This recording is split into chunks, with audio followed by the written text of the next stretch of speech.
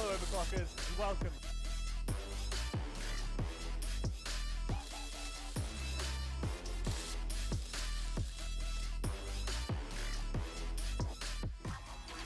Oh, screw this. Where's A-Tuck when you need him?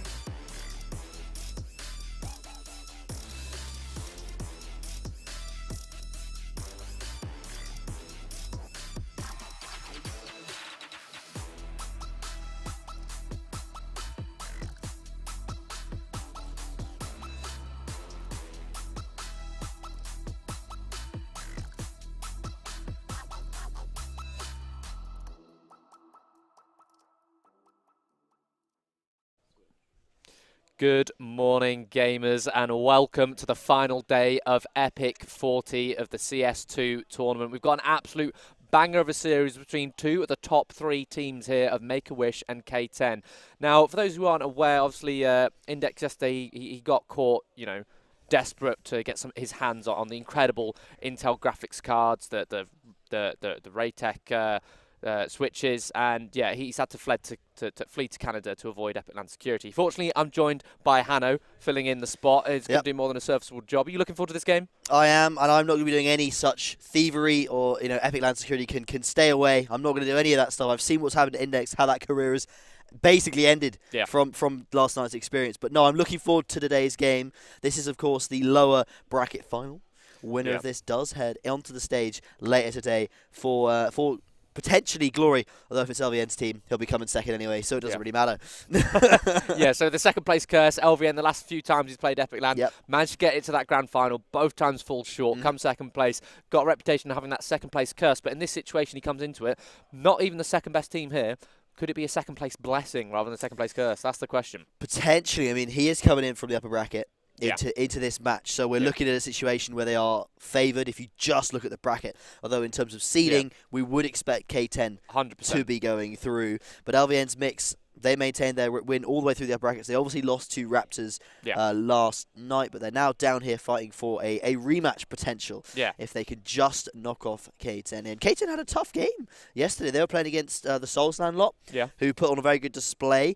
Went full 3 maps, and it wasn't too close on the last one, but it was still a solid game. So they've had to fight pretty hard to make it into this lower bracket final. Whereas LVN's lot dropping out of uppers. They should be feeling pretty confident. Yeah, they should, especially like you mentioned that Soulsland game. LVN's team, they faced Soulsland in the upper bracket semi-finals beforehand, and they beat them 2-0. So if you use the law of transisting properties, then you could say that LVN had a better time against Soulsland, whereas K10 didn't do so successful. So if you do that, then yeah, you could argue. But then you've also got the idea of a rock paper scissors scenario. You've got the idea that maybe the map pools line up differently. Maybe they have a better map pool against them.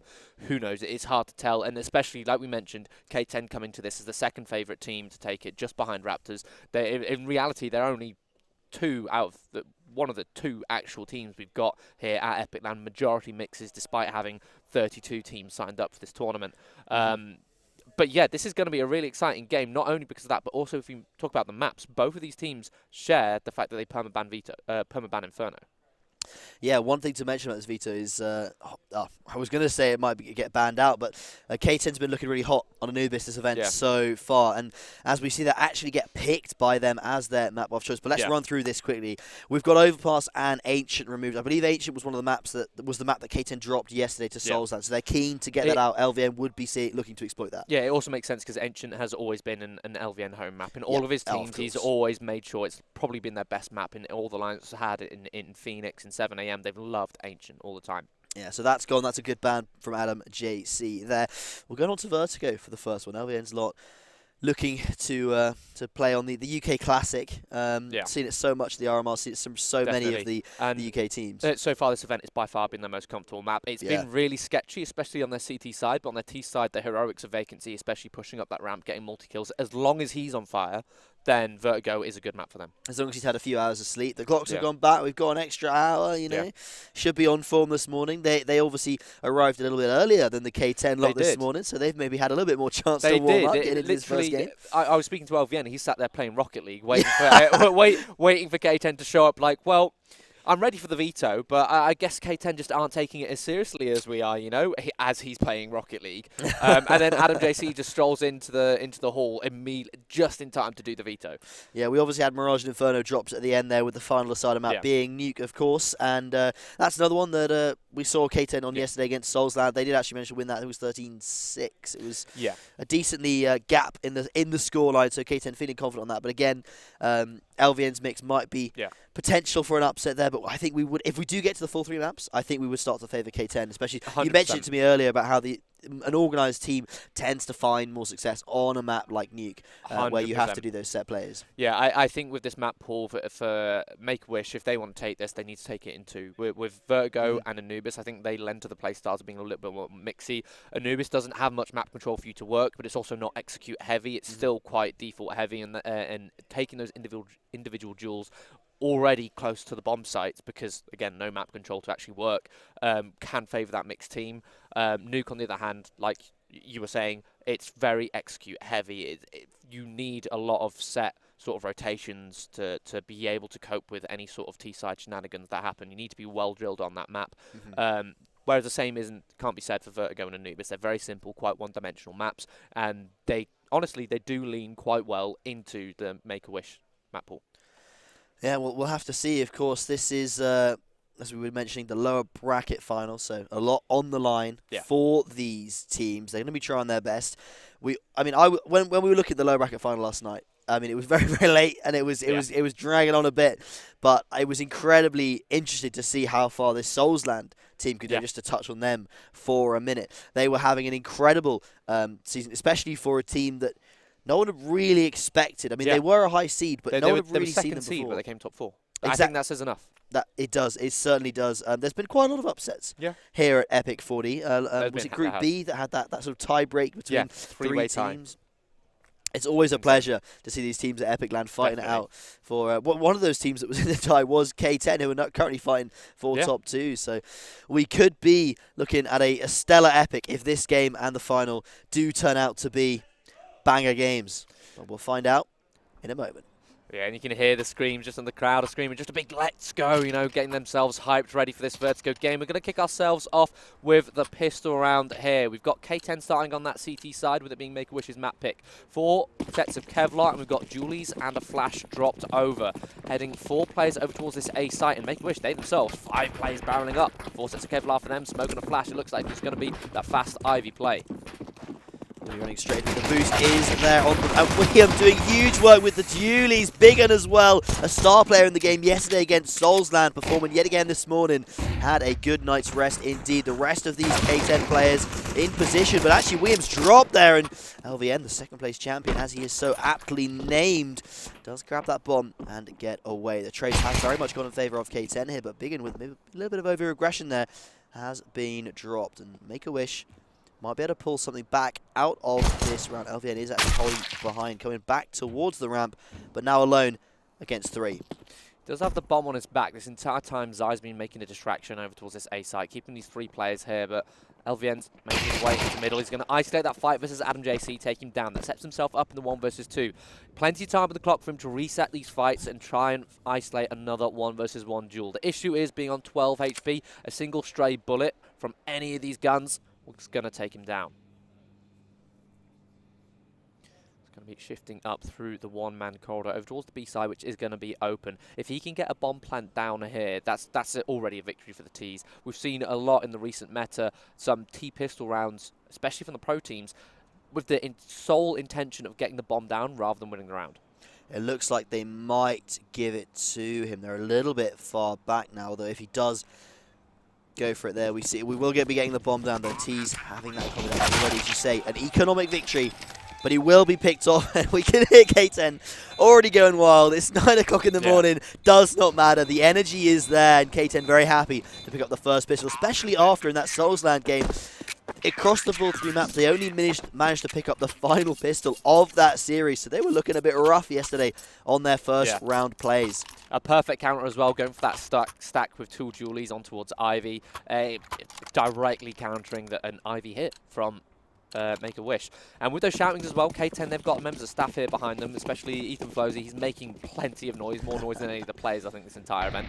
So that's going to be a factor coming into this game. Should Make-A-Wish get hairy. Coming into the second round, it's got that force buy thanks to that bomb plan. We've got 2 AKs and a Galil in the hands of Make-A-Wish. Single deagle on Zyrene. K10 with an even live with the rifle themselves. The HE blowing over the smoke is going to enable Vacancy to get that opening pick. 5 versus 4 is manufacturing the next. Now start to work, focus on the trades. That's the strength of these HEs here in CS2. We're just not quite expecting that smoke to just disappear in a flash like that and have to take a fight straight onto an AK there. Definitely a strong opener, of course, there for Make-A-Wish, who now having the man advantage. Oh, JC's about to get caught out. Igorek with a huge pick. That B site is now goddamn wide open, but Make-A-Wish, they're over towards A, and the over-rotations from K10 are going to be disastrous as Igorek finds another, maybe looking for more as his team claims the A site. 360's going to find him, take down that lurker. It's going to 2 versus 4, and Biggin catches LVN, overextending, 2 versus 3. Things getting close. Bomb has been planted. Make-A-Wish, they're pushed quite far forward here. So there's a possibility of life these fights. Expect Vacancy. Oh my God. 1 for 1. It goes down to 1 versus 1. It's just Zyrene. Biggin with the P2000 whips it out. See if he can land the shot. And he does it. The Biggin. 2 versus 4 goes the way of Make-A-Wish. K10 completely upset there. Make-A-Wish having a huge numbers advantage. Igorek doing incredible work over towards the B site, finding a pick, finding a rotate, and then really the mistake there, I think, is on LVN, just slightly overextending, leaving his team in a more vulnerable position. And that's the sort of thing that maybe you would expect an experienced player not to make, but here early in the morning, mistakes can be made. LVN slightly overextending there, and K10 will capitalize, secure the second round, and Make-A-Wish going to be feeling rough by that one, but because they get the bomb plot down, they can still get some kind of a buyout here. Still a few good left, but there is an AK out. Igorek and Vacancy. And Vacancy is the one you do want to have. That AK, I feel, an absolute fragger, as you were mentioning here, over on Vertigo. So definitely one to give the firepower to. He's the most vital part of this setup on that T side. If he's not hitting shots, if he's not firing on all cylinders, they tend to look a little bit lost, lacking opening. Although I have to say, so far, already in that last round, they looked a little bit more coordinated than they've been so far this whole event on Vertigo. Igorek pushed down deep into B main. He's going to take the fight, but he doesn't quite land enough bullets to finish him off, down to 3 HP. It's an opening already going the way of Make-A-Wish. Igorek is very, very low, though, and K10's had some good utility in this event. If they can try and find all those HEs onto him, just a little tickle, Igorek will be out of the picture. As I say, a little bit of damage down onto LVN, only 4 though, nothing really much to right home. That William has spotted that push. Trying to go for that pick on B again, it's not going to happen this time. Called out by that MP9, a big pick for K10. Yeah, on such low HP, MP9 made light work of it. Bit of overkill with the headshot too. 4 versus 4, all things equal. CT's going to have to split up to defend the same amount of ground, and you can see they're starting to lean towards A, the most common site hit, but that's going to leave a big hole in this defense. In fact, proactive play with that 4 versus 4. They group up with the fact that they have the stack, and they take that fight, take down Vacancy, that lurking player. Now they're able to rotate back in over towards this B site. Zyrene catches 360 on that rotation, but this B site is open, and Vainzo doesn't know which way to look. Zai catches him off guard. 3 versus 2 now for Make-A-Wish. The question is, will K10 be able to succeed in this retake once again? Well, William locking down this side of the site, can be confident in the call, but there's at least one player still to the right-hand side off of that defuse. The swings coming out from this Gen player. Almost get big and finds both, though. That's an incredible spray transfer. And K10 will take the round again with just one player alive. Biggin having 2 monster rounds in just the first 3. That's 2 rounds in a row that Biggin has got a 1 versus 2 in a 2 versus 4 situation. 2 rounds in a row, and both times he gets a triple kill. He's up 8-1, 3 rounds in. This is the newest addition for K10, and he's showing up in spades here at Epic Land. 8-1. Up, yeah, 8-1. He even had a monster performance against Raptors in the upper bracket final. He's showing that he can land, he can hang around with the big dogs at the top of the UK scene. Big game player indeed. As the flash comes out to contest this B stairs position, but no T's from the Make-A-Wish side will be attempting to contest it, as JC has got all this control down towards stairs, and Going to be a little bit of contact here in a second as the Make-A-Wish lads group up. The flash goes on out. Turn in time, and the frag goes through. Igorek vacancy with 2 over towards A as well. K10 defense absolutely collapsing here in round number 4 after a couple of big rounds from Big, and he's now gone out of the picture. There's going to be no clutch coming through from him in this 2v3. Zareen just walking into middle, trying to find some information to allow his duo to react. Going to catch 360 off guard. Brilliant lurk from Zareen, starting to come in his own, get more comfortable on Vertigo here as the newest, youngest player on this server. Igorek is going to find Vainzo and Make-A-Wish get their first round on the board. And in these last 3 rounds, I have to say, Make-A-Wish have looked much stronger than opening. Yeah. The issue in their last 2 rounds, like we mentioned, big gun firing on all cylinders, but also these post plants, they've gone so far forward in front of the bomb, allowed K10 to take these duels. This time they're able to close it out, play things a little bit more passive, play things with the advantage. But now, round number 5, K10, look at their money. Look at what they've got to work with. Just Eagles. It's not great, but they've made some beautiful things work with just the pistols before, and not losing anyone early straight off the bat is a strong start for them. Actually playing triple towards the A position, and Igorek trying to make a way up the ramp may get caught out at some point. Main stack. Not killed, still a threat there. Easily left to burn onto doing big damage there, taking one out, but will be traded in response, looking for more. 360, despite being such low HP, finds LVN. That's the captain for the Make-A-Wish side down, and it's actually a man advantage now to K10. Timo, this is looking a little bit tight for the Make-A-Wish scene. They've had so many advantages, but Igorek finds the collateral there with the AK. So rare that you get to see that as Make-A-Wish put a monstrous performance here now into these pistols and should be finally able to secure another round. Of course, we do see those rotations coming out from the CTs, but back into these full HP, AK and full armor players, it's going to be a difficult retake. Yeah, in all this chaos, Zai's found this B bomb site open. The rotations have been pulled towards that A site. Bomb going to be planted now. Make-A-Wish wants a little bit more of a passive post plant, and they're going to make light work of things as Adam JC and Vainzo fall 3-2. Looking to even it up now here in round number 6. And the other end lot looking a little bit more disciplined. Now, maybe just the early morning, you're not quite thinking straight, you're hunting for kills, but they're starting to be a little bit more disciplined. And again, we say they're a mix, but they do have that core of that 7 AM roster, and they seem to have a lot of discipline. With LVN as well, a lot of experience as a captain.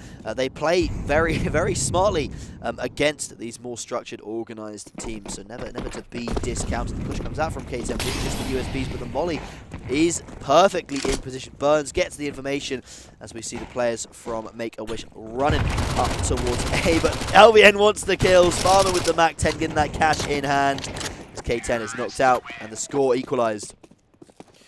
Yeah, it's an unfortunate situation for K10's money due to the 2 massive rounds they won after that pistol round. Biggin being the last player alive, their economy was broken.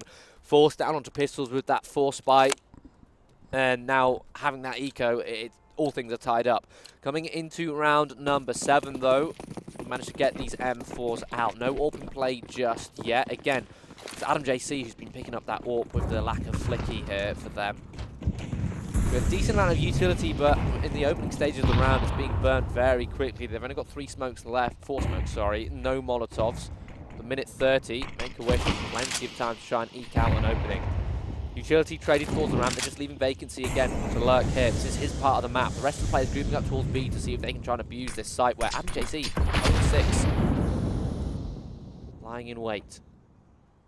Good bit of damage. Vacancy swing in the corner, gets distracted by the player above, and Tree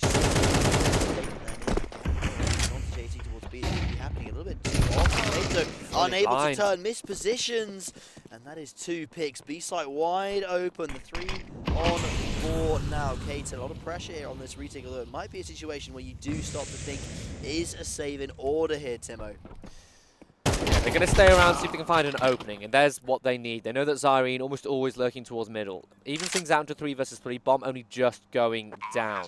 They do have a smoke in play, but I don't believe I can see a kit in their loadout. So they better get a hurry on if they want to try and succeed in this retake. Make-A-Wish, they're set up, not looking to forward previously. There's the trade coming out. The swing comes out from LVN, and there we go. Cleans things up nicely. Much more improved post-plant situation for Make-A-Wish, and we can hear screams coming out from the Make-A-Wish camp after that victory. Interesting to see the K10 lot do decide to go for that. I suppose they get that pick and they want to go for that 3v3, but I've been hearing so much about the CS2 economy from teams, and they're thinking, is it really worth to save in these situations because of the chance that you've only got 12 rounds on what you decide to go for? How many of them do you save for? How many do you just have to go for it? But here we see the consequence of losing all 3 players. They're now back down to Deagles. They've not got a single M4 to work with, try and find these openings. It's just going to be lucky headshots. And Zyrene's going to find first. In fact, he's going to find second lurking in the middle. Eager X going to punish Wiam for pushing down through that smoke, and out 360 and Biggin. A couple desperation plays, perhaps, to see if they can find an opening, pick up an AK. Zyrene's going to get a triple, and Vacancy going to close things out. Make-A-Wish survive with 5 players surviving, and look at their economy. Not a single reinvestment has to be made here, and 3 of their players in those 5-digit numbers for their funds. They've got 11k on. They're going to be happy for the rest of the half, aren't they? They're not going to need to be worried about any bomb plants or anything for the next 4 rounds. And already holding the lead as well puts them in a very, very comfortable position here on the T side of Vertigo. And I think, again, the thing we're starting to look towards is when they swap sides, that first pistol round is very different how the rest of this game will go. Let's see if they can establish a lead here. Lightning caught up with a jump up from Vacancy, is just not quite clearing that angle fully and will be felled. LVN in position here with the respin comes in. Opportunity to fly much. Very, very low. Has been also spotted. Needs to try, get away and live, keep player numbers at least too far. That's huge from Biggin. Yeah, knows the spam spot. Yeah, spotting for information, knows exactly where LVN's hiding, then lines it up through that tarp. It's going to give them a 2-man advantage. The rest of the players from Make-A-Wish, though, grouping up towards B to see if they can continue abusing Adam JC. 0-8. He's decided to pick up the AWP, and he's actually scoped in, ready for that boost as it was about to come on out. Make-A-Wish do fall down. Rush going to come on in. Perfectly blinds Adam JC, pushes him off the angle. Plenty of time for him to re-scope.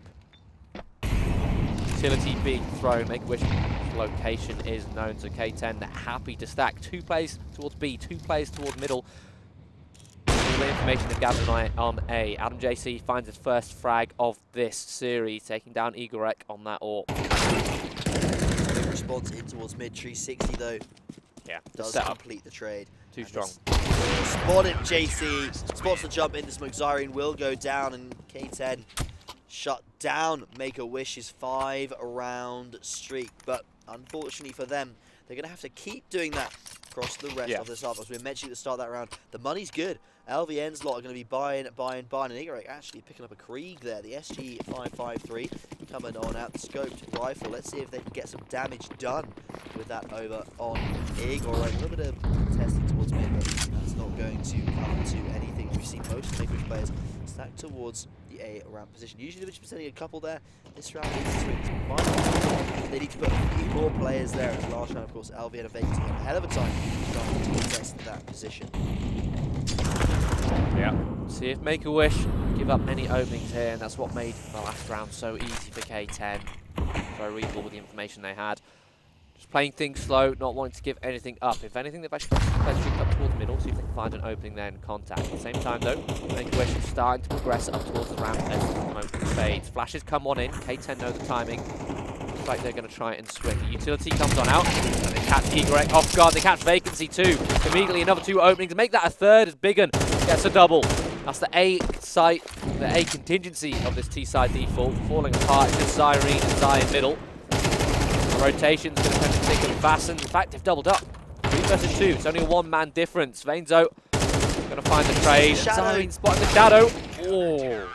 It's a close round. Make-A-Wish almost making something of that after losing both the players ramp. The fight's going down in mid. That shadow, I didn't even realize that position is so vulnerable because of those light sources there.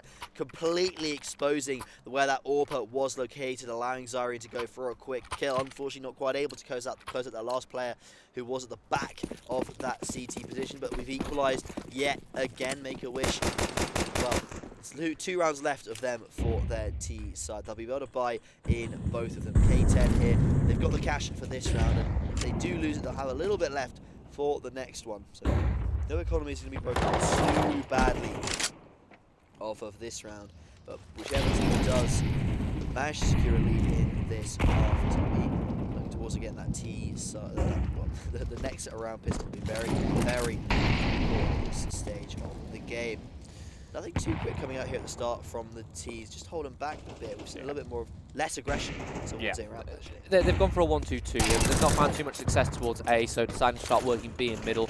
Zyrene being flashed into middle is going to fall, though, and that's going to find an opening in the hands of K10. Make-A-Wish starting to pressure towards B a little bit more now. They managed to push back Adam JC, but he's got support. Vainzo on the site with him. Make light work of Y. No one behind the trade. There's more space for Make-A-Wish. Zai gonna try and find his way back in. Lands the headshot onto JC, but again, Vainzo's still here supporting, staying alive behind the default bot, doing damage. It's just LVN and Vacancy think they can try and recover. But Vainzo, he's had a brilliant round there. A lovely triple kill. In fact, it's a quad kill coming out from him. K10, they're gonna secure at least a 6 rounds here in the half. 6 rounds and a strong CT side for them. They haven't had their economy broken too much. Yes, there was that 5-round streak in the middle, and potentially, if the Make-A-Wish side have been a little bit more disciplined at the start, we could be looking at a them-favoured half. And obviously, round 2 and 3 being a little bit of an upset, I would say, in terms of who's favoured there. As the fight's coming on towards ramp straight away, Vacancy one out towards William, but 360 responding with 2 in kind. It is taken out by Y at the back there with the orb in hand. Zai actually finding a third onto Big Gun. That is desperately important for Make-A-Wish. That player has been a massive thorn in their side. Now the A side is occupied. JC here with the identified killing. Misses the shot there as the Make-A-Wish player attempts to cross the money. Goes down, but they might get the bomb off in time, and Zai does actually manage to get out alive. The shot goes on. LVN finds JC. 1 player left alive. All on Vainzo here in this off. Managed to jump, but still finds the headshot. 2 players left. One towards ramp, but they're both grouping up there. Yellow player coming back, actually down towards short. The smoke dropped. Will need to tap the bomb. Does have a kit in hand. Just 5 seconds. Well, the only difference between getting 7 and ending on 6. Finds 1. Gotta look for more. Might just go for the stick. It's an AWP on Zai. Might be able to find it. Needs to get in there, but Zai finds his head with the Glock. Make-A-Wish equalise 6 and 6. It's an even Steven half. Yeah, some brilliant adaptations coming out from Make-A-Wish. As they were starting to get shut down towards that A site on that default, they scope back to a 2-2-1, working towards B in middle. After that falls, they decide, tell you what, let's go all in on A. 5 players barreling up, trading out, and it works wonders. They get to the site. Yes, it goes down to a 1v1, but that's what you want mathematically when it comes to trading out. 6-6 is an even scoreline, but I have to say, Vertigo, Make-A-Wish, their T side is better than their CT side from what I've seen so far. So a 6-6 scoreline by no means poor. K10, they're going to be happy with this one. 5 sets of Kevlar, they're going to be barreling up the ramp here for K10, just taking the aim duels. Headshot 1 towards Sandbags, but 360 locates LVN. He will be felled. Vacancy does find another, but it's Zyrene that's been dropped down towards elevator. The team's overwhelming Vacancy in that headshot position, trying to push Y out as well as they take as much space as possible. The fight towards Yellow still going on, but William will win it out. K10 with a dominant pistol round so far, all on Y here in the 1v3 as the B2K, so plenty of bullets to do it. Not going to run out like if they had a USP. A few players are quite low. Does actually have a smoke. They're in a beautiful position. The K10 players a little bit far away, but they will spam the smoke. They will find him. It's unlikely to work there, Y, but he does go for it. A valiant attempt there as K10 pick up round 7. Especially with the default plant. The default plant is very easy to ninja from because it's hard to guess those angles around the crane. But they take the lead and just barreling up the ramp, trading out. Make-A-Wish going for just a bit of a vanilla setup, and if the blocks all grouped up together, they're just going to trade out. It's so hard for you to actually find any duels when you're not on a 1 versus 3 aim fight. But Make-A-Wish, they're going to go for what looks like a half buy here with Deagles. Go for the triple boost, but 360 pushed up is going to disrupt that. Somehow though, Make-A-Wish, they find the first 2 frags. It's a 2-for-1 trade in Make-A-Wish's favor. I don't know if they can do much damage with those Mac-10s through that solid metal wall. Yeah. I don't know how spammable that really is. The armor pen is pretty poor on the Mac-10. It's going to be a proactive push though from Make-A-Wish, but they're all just going to fall into the crosshairs. The Mac-10's lying in wait. Zyrene and Y go down. Now the man advantage flips the other way. K10, 3 versus 2. Zion Vacancy split up, looking for clues. Vacancy's going to hit all these steps, and it's going to hopefully cause this rotation from Zai. The issue is Vainzo pushed up really far forward. caught off guard by Zai. It's now a 2 versus 3, and Zai's picked up that Galil. Adam Dacey's on low HP, so it's going to be a free frag unless the trade comes in thick and fast. It's a big pick. He's down, the pressure all on Big and can't deliver. He's already delivered 2 rounds for his team in this game. Asked to do a third, will not happen. Tough position to be in. Yeah. The upset comes in, that second round, going the way of LVN. A bit of a misplay, I have to feel, from K10. Yes, they got that opening. They then recovered things by being patient, brought it back into a man advantage. But in that 3 versus 2, Vainzo, he's cleared that B site. He has no need to overextend into CT. By doing so, he's going to risk falling into that rotator, which is exactly what happens. If he lies in wait, say behind the white box, say tucked in behind generator or tucked in on the opposite side of the white box, holding for that rotation, he's got that B site secure. He can secure that round with that man advantage without risking his life and giving Zai an upgraded weapon and an opening onto that site before his teammates can rotate in. Yeah, you've got to learn to be disciplined, especially in games like this where there is a lot on the line. But we've seen that same mistake from both sides. So perhaps it equalises in the grand scheme of quite things. Literally does. It's 7-7. 7-7, exactly. Yeah, Zyrene very happy to pick up that kill, as you say, in CT. But now we're looking at a bit of a rough buy from the K10 roster. It's Tech 9 Mac 10s, and that's not what you want to be running into against these M4s. K10 wins out on the Mac 10. 4 players up ramp. The smokes are covering their position, but LVN starting to rotate his players around. Defend this A. Slight vision finds one. Igorek and LVN in position already to shut them down. K10 disappearing off the map very, very quickly. Dropping the smoke over towards that ramp position again, and it's all on Vainzo and Big, and they've got a Mac 10 and a Tech 9. No favourable fights for them. Vainzo just find one, and actually in a position over the top of the smoke, but it's traded out. Vainzo might be able to make something of this round here, Timo. Zyrene in the Zai, they've got guns in hand, but they have got full HP as well. Vainzo with the Mac 10 requires it's a little bit too much. If they'd had an AK, maybe something with that one-tap potential, there could have been something there, but with only the Mac 10, it's tough. LVN squad, they take the lead. Yeah, it was well played by LVN squad there, going for that. Grouping up in that 2 versus 1, making sure that they can trade out regardless of what happens, not allowing Vainzo to isolate any more 1v1s. But K10, they went for a 5-man play, barreling up the ramp, but they stopped. They stalled as soon as Vacancy got that opening, and that allowed Make-A-Wish, allowed LVN to just pop this flash, enable that crossfire. They swing in and they get pulled apart in the blender. Now K10, due to their economy, due to going for that force buy, they're back down to pistols. They've just got Glocks. Make-A-Wish already have a 1-round lead. It's looking likely to make that a 2-round unless these Glocks can find some lucky double dinks. Well, there's going to be 5 Glocks swinging on out into this position. Zyrene actually just left it as they start to rush. Igorek in position, though, will be farmed up. That's the 4K off of that Galil. That's why you want those Galils on the CT side. The extra bullets. It's almost like an M4, which is 5 extra bullets, and that counts for so much in those situations. It is. Where you're spraying down 5 running Glocks. It's an incredibly underrated weapon, especially for how cheap it is. It essentially is an M4. It's just an unorthodox spray, which a lot of players aren't used to. But if you practice that, it literally is an M4. The stats, they don't lie. Now we come into round number 17. We've got that buy coming out for K10. They've got 5 AKs, plenty of utility. They're going to be going for what looks like a 2-3 setup. These players making a lot of noise on the ramp, denying information with these smokes, not allowing the CTs to make educated information, informed rotations. In the meantime, 3 players making contact play in towards middle, maximising their trade potential. Towards the ramp that you see so often in CS2.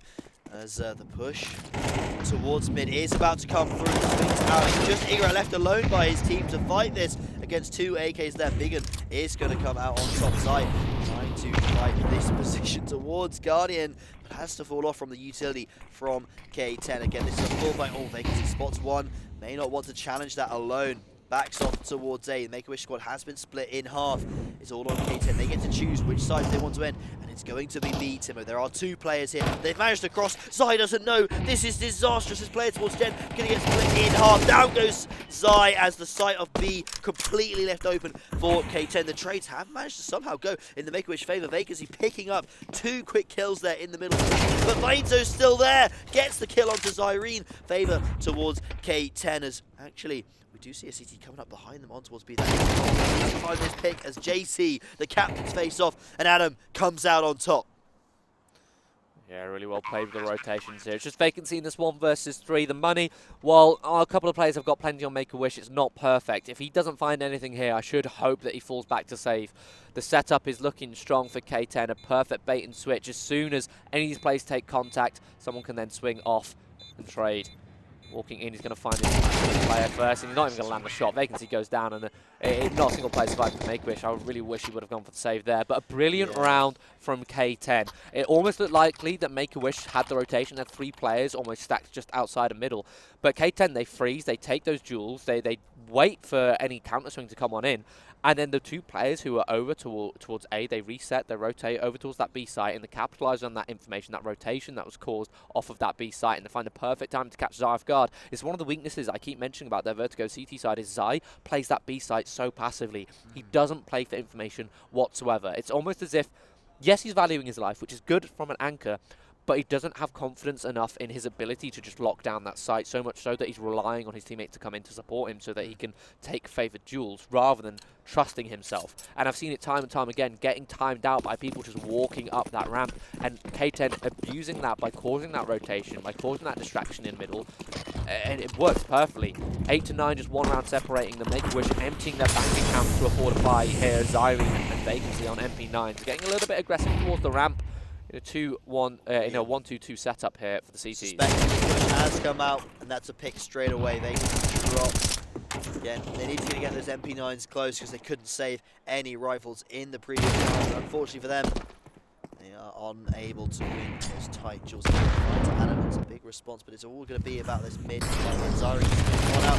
They both had nades out for just a second there, but it's true 60. Finding both of them as Zai came through and trying to assist their teammate. Make-A-Wish holding on to the lead for the moment, but they're now down 2 players in this round. Igorek and LVN, the pressure is on. The AWP is in hand. Oh, what a LVN shot. dropped towards yellow. Lovely Brilliant stuff from adjustment. Wien. And K10 should be looking to equalise here pretty in short order.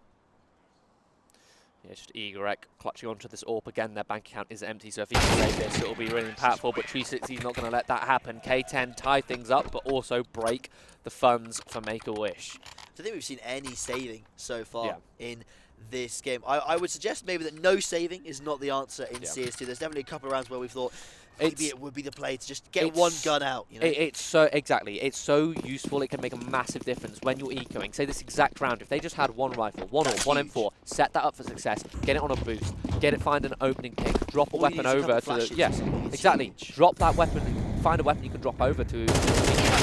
It's going to be 5 players for Make-A-Wish going for that wide swing on toward the ramp. Vacancy's going to find 1, but 2 frags sent in return.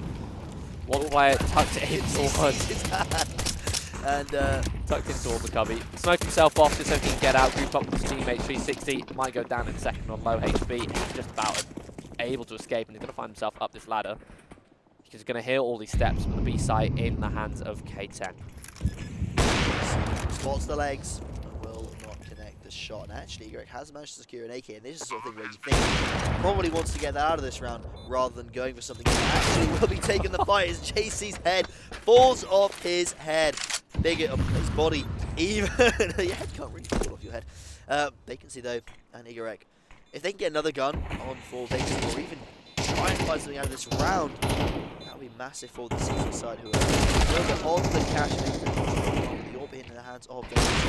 Spots the arm of the player but will run away and actually just chucks the AWP off the map. Doesn't want K10 to carry that into the next round. Himself will not be getting out, but almost does actually. Finds the kill onto Biggin and almost Vainzo. If only one of those more bullets had connected with the head. Yep, K10 take the lead here, and we can see already some weaknesses showing on that CT defense here on Vertigo from Make-A-Wish. Come into round number 20.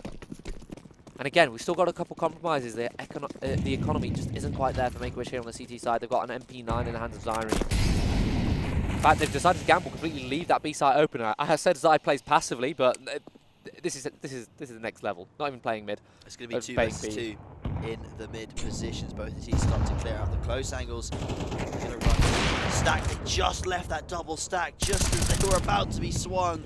That's a little bit of a mistake there, unfortunately, from the Make-A-Wish side. Zai does at least manage to find one in response.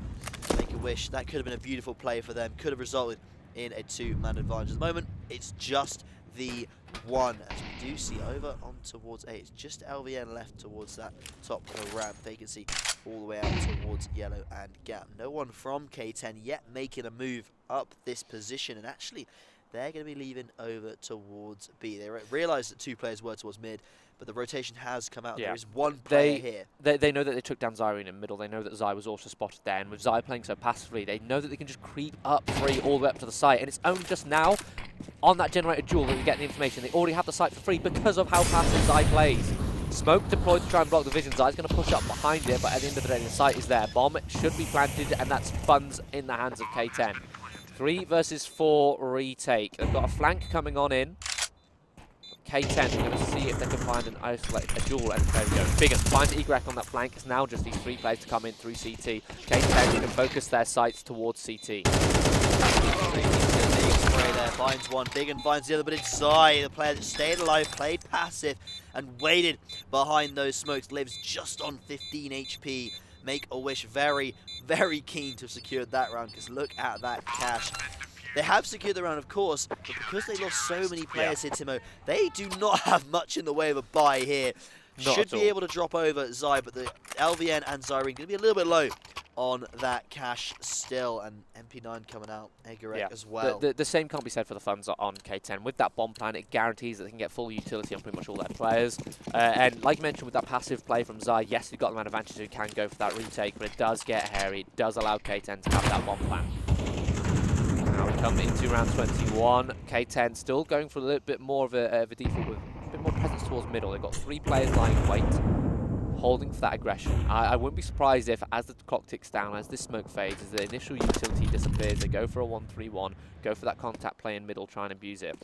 In the meantime, though, Make-A-Wish, they've taken most of ramp control. They've got all that information as this smoke fades. It's going to enable them to cheat an extra player over towards that B site and play a 2-1-2 setup, leaving LVN and Vacancy here. Yeah, starting the 2-man setup towards B seems to definitely be a good response, I suppose, to the fact that K10's really been trying to hammer that site over the last 3 or 4 rounds. But this round is going to be a different strategy from them, as all 5 of those teams start to group up, and it's just LVN here. He's had a couple of good rounds already, but needs to deliver something huge here to keep these 5 players off the site. Otherwise, we're going to be seeing another bonfire. Player has rotated in as the smoke. Some early smokes. LVN drops that smoke towards the bottom of the ramp, and he falls off. So K10 know that they can just walk through it. Vacancy dropping it 1 on default. It's nice, but it's going to fade soon. Rotation does come on in, and they play for Ivy control. LVN over the top of smoke goes 1 for 1, and William finds contact on Ivy. In fact, he doubles up, and that's the entire A-side defense falling apart. Make-A-Wish trying to play for site control, trying to play for Ivy, but it falls apart as they give away the frags just a little bit too soon. And now Zai, passive as always in the 1 versus 4, looking to go for our first save of the map, what it feels like. Bigham would go for it. Yeah. Bigham would have gone for it if he was on the opposite side. But Zai, no, and I think this is where we start to see with the the double digits and how close we are potentially to this map. The Make-A-Wish side starting to think we do need that economy. We've only got 2 or 3. Here's some shouts in the arena. Only got potentially 2 more rounds left to play. If we don't go for the save here, we would be in a very, very tough spot. So they're going to carry that M4 out, and hopefully they'll try and set something up for this following round, as we mentioned earlier. Just a couple of flashes or a smoke, just something to give this player an advantage, get the pick early, try and get some guns off those tees, and make something of a round off a very, very small investment, essentially. Yeah, a small investment is a perfect way to put it. We've got Zyrene going for that MP9 buy. I think they're going to be discussing whether they want to go for a force or not. I think Zyrene's sticking with this MP9, so he's gone for a buy. Everyone else going for an eco. Zai, he's got that saved M4. I want to see him set up, see where he takes that. Grouping up towards middle. He's got 1 play in front of him for the base. But Zyrene actually is going to find success with this MP9. He's going to find 2 and get information and damage down onto Bigham. 4 versus 3. Make-A-Wish have that advantage, but Zion's such low HP, he's going to drop over that M4 to Vacancy, who is unarmored. And it looks like they're going to remain grouped up here, with both the players in towards middle, holding a double stack. But they know that Zai was towards middle. Vainzo has capitalized on this space. He's capitalized on that information and all the way up close. He's going to take down Zai, who was that low HP player. 3 versus 3, the B bomb site, now in control of K10. As you say, doesn't have armor, but this is a player that doesn't necessarily need it. may be able to find something towards that CT. Spots out one, and that's another flare failed for the Make-A-Wish side. In fact, they may start thinking about actually carrying that gun out even further. LBN's now got the M4 down one, and actually very, very low hitting with. Something could happen here as Vainzo, big and picked off, just Vainzo to go, playing very, very close. Does LBN know? Finds him, and that's huge from Oscar Lemon as he picks up a round for Make-A-Wish, equalizing a situation where if they didn't pick up that, K10 could have been looking at a victory here on map 1. What an unbelievable clutch. We mentioned how Vacancy had the M4, but he drops it over to LVN. He picks up the deagle to get the information, and unarmored with a kit, LVN isolates those duels and somehow spots the shadow out of Vainzo and finishes off the 1v3, and as you mentioned, ties us up. And it's borderline broken K10's money. They're able to get a buyout here, but it's going to cost them every last fund that they have. Vainzo having to go down to a Mac 10, 360 yet to buy. He could afford a Galil with some utility if he wants, but it's 11 to 11. We're tied up. We're going all the rounds. We're going to the full 24. And Make-A-Wish, if they can take this round here, push themselves up into the lead. As you were saying, the economy, as long as a bomb plant doesn't come in this round, if they can clean it up, make it a flawless one, LVN will be looking at an incredibly close, but likely 13-11. But one thing, as we mentioned in the pre-game, for Make-A-Wish, they need to take this in 2. So this is really important for them to win these last 2 rounds. Otherwise, K10, they're going to have an easy game on map on a nuke, from what we believe. So Make-A-Wish, they're going to have to fight here, and they've got a best chance out of any, considering the economy for K10. Weak utility, they've not got much to work map control, and it's a 1-2-2 setup. Make-A-Wish gambling towards me in middle, and perfect. Zai finds 2, and he stands the headshot to Vainzo. What a beautiful shot, staying alive in quad. He's still got support here. It's just Weem and Bigham in the 2 versus 4. First player known, that's information. Make-A-Wish can then react accordingly, playing this passive setup. They're happy to play retake A. It's the easier side to retake, in my opinion.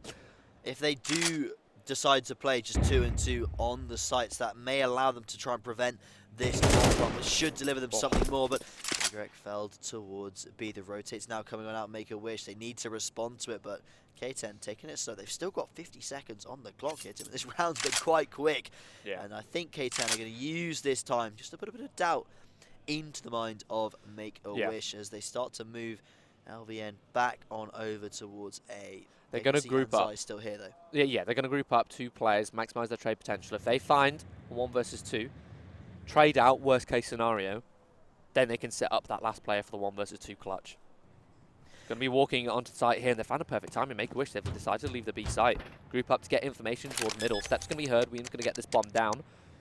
Now the retake should ensue. Make-A-Wish can group up 3 players and take a 3 versus 2 fight. Zai dropping down. On for the ace here after he's got a drill. Pushing through the smoke. Back is perfect. He catches Big and off guard. It's just Weem left. And he doubles up. Unchecked. And he lands the 1 versus 3. 1 versus 3. Answers back after LVN's clutch. K10 get themselves up to map point here on Make-A-Wish's pick of Vertigo. Wow, that is a 4v2 you cannot be losing there, Timo. The Make-A-Wish side just poor spacing in the retake. Zai pushes through the smoke on the left-hand side, whilst it's, I believe it was Zyrene pushing onto the generator on the right-hand side. It allows Weem to isolate those fights, catches Zai off guard, sets himself up in the 1 versus 1. At that point, it's anyone's game. He has holding the angle, the shadow spotted, takes down LVN, and they're up to map point. Make-A-Wish, their money is broken. We were speaking how the funds weren't looking good for K10, but it's Make-A-Wish now on the final round of regulation who are going to struggle to find any weapons. We've got an MP9 on Zai, 5.7 on Zyrene, single M4 on LVN, and a Deagle on Vacancy. It's not good. They've weak utility. LVN's got the only grenades to actually take map control. Actually, Zai's managed to find a smoke on the floor. We'll see if they can find some map control, see if they can find some openings and try and deter K10. If K10 plays slow here, Make-A-Wish aren't going to have the utility to play the retakes or deny map control.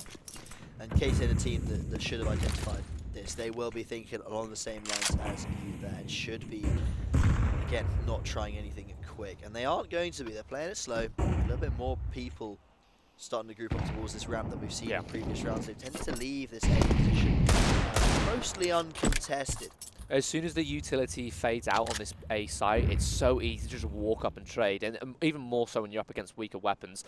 Make-A-Wish, they've got to try and find some gimmicks to get themselves some opening, and here's the boost coming on in with this M4 setup for success. He should be good to find one and fall off, guarantee a man advantage, reset the fight. The flash comes in for K10, 4 players now barreling up, going to be spotted out. Elvian does find that first, falls off. Goes down to half HP, drops a smoke down to delay. K10, they're going to go fast here. They're in a prime position to execute, hit this site. Again, no utility for Make-A-Wish to try and deny this site. And in fact, they're holding the push. The regression comes in, and Elvian finds a double kill. We're now in a 4 versus 2, baited in perfectly by Vacancy. And he's going to continue to push. He's eventually taken down by Wian. We're now in a 2 versus 3. Guns not retrievable for the CTs just yet. But they're grouping up again. This proactive push. 2 players going for the same play. Are they going to expect it twice? Not able to find the head of the 5-7, but as the reload comes in for 360, Igor will find the response. It's a 1v1 now with just a 5-7 in hand. We're legging it. Has the bomb in hand. Going to be going over towards the B, giving themselves some time. Igor has to be worried about where this player might be lurking for them, but we're just going straight for the front. Igor's miles away, but he has secured a gun. Yeah, he didn't know whether Wian was close or not, hiding behind one of these corners trying to catch off the rotation, but the bomb planted, he can just rotate on in, but he's making so much noise here. Wian's going to be ready for any fight, any angle he swings. I think. Yeah, he is just about whiffs the spray, but it does close it out. Wian 2 clutches in a row to take map 1 for K10. Yeah, and that is a bad sign, yeah, as we mentioned earlier, for the Make-A-Wish roster, who... well, we were expecting them to, if they were going to take the win, it would have to be in 2. We are now definitely going to see Nuke if Make-A-Wish can make it that far. Of course, next map up, I believe, is Anubis. Now, that is the K10 pick. Yeah. So we're looking at a situation where K10, they're going to be on a comfortable map. They're going to be up a series, or a map in this series already. They're in the comfort zone, and they've got a map to lose. And a couple of things I want to mention is that, like I mentioned, on that Vertigo, it's the CT side that lets Make-A-Wish down. They had 6-6 on that T side, but that CT side, K10, they just come on top on that second half. And not only that, warming up into it, like we mentioned, K10, they weren't in the arena. They weren't here at the LAN hall in time for the veto. They only just crawled in. They didn't have time to warm up, whereas Make-A-Wish had been warming up this entire time. And we saw that. A couple of the players missing a couple shots. Adam JC starting off 0-8. But they had some heroics. They warmed up into the series, and now we're going on to map 2. Their map pick, and they should be warmed up by now. This is not looking good for Make-A-Wish. They've had a lovely set of games on Anubis already this event as well. I saw them playing Soulsland, I think, in the group stage. It was 13-3. And obviously, on the other maps that they played in the best 3 yesterday, that was very quickly banned out by Soulsland, and it was very, very tight on those other maps. But on Anubis, they were dominant. So against Oscar Levin's team here, it is going to be a hard fight, I would say, for Make-A-Wish. They're going to really be fighting an uphill battle, and if they can win this, they've still got to win Nuke. Yeah, they do. And we're going to find out, though. Anubis coming up next after the break. Don't go anywhere.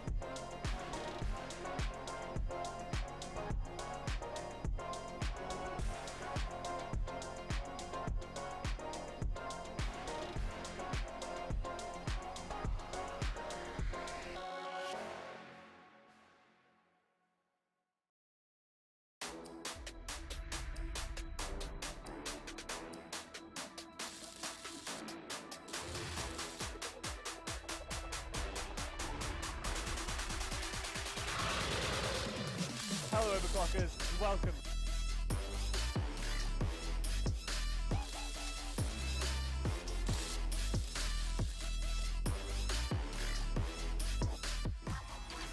Oh, screw this. Where's A-Tuck when you need him?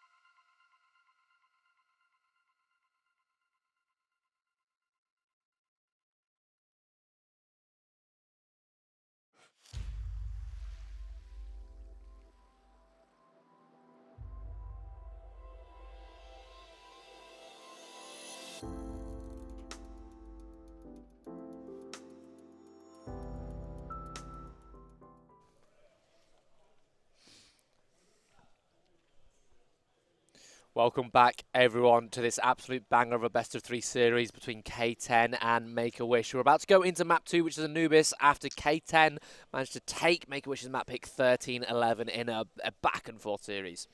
It certainly was. A lot of clutches, a lot of big plays, yeah. a lot of epic moments, but unfortunately, a little bit of a lack of discipline from the LVN side. I mean, they lost a couple of the crucial rounds early on. And if only they'd won just one or two more of them, they'd have been a lot more comfortable position when it came to the end of that series. And we could have seen overtime, maybe, but it's not to be. They finish it in regulation. K10 take the victory.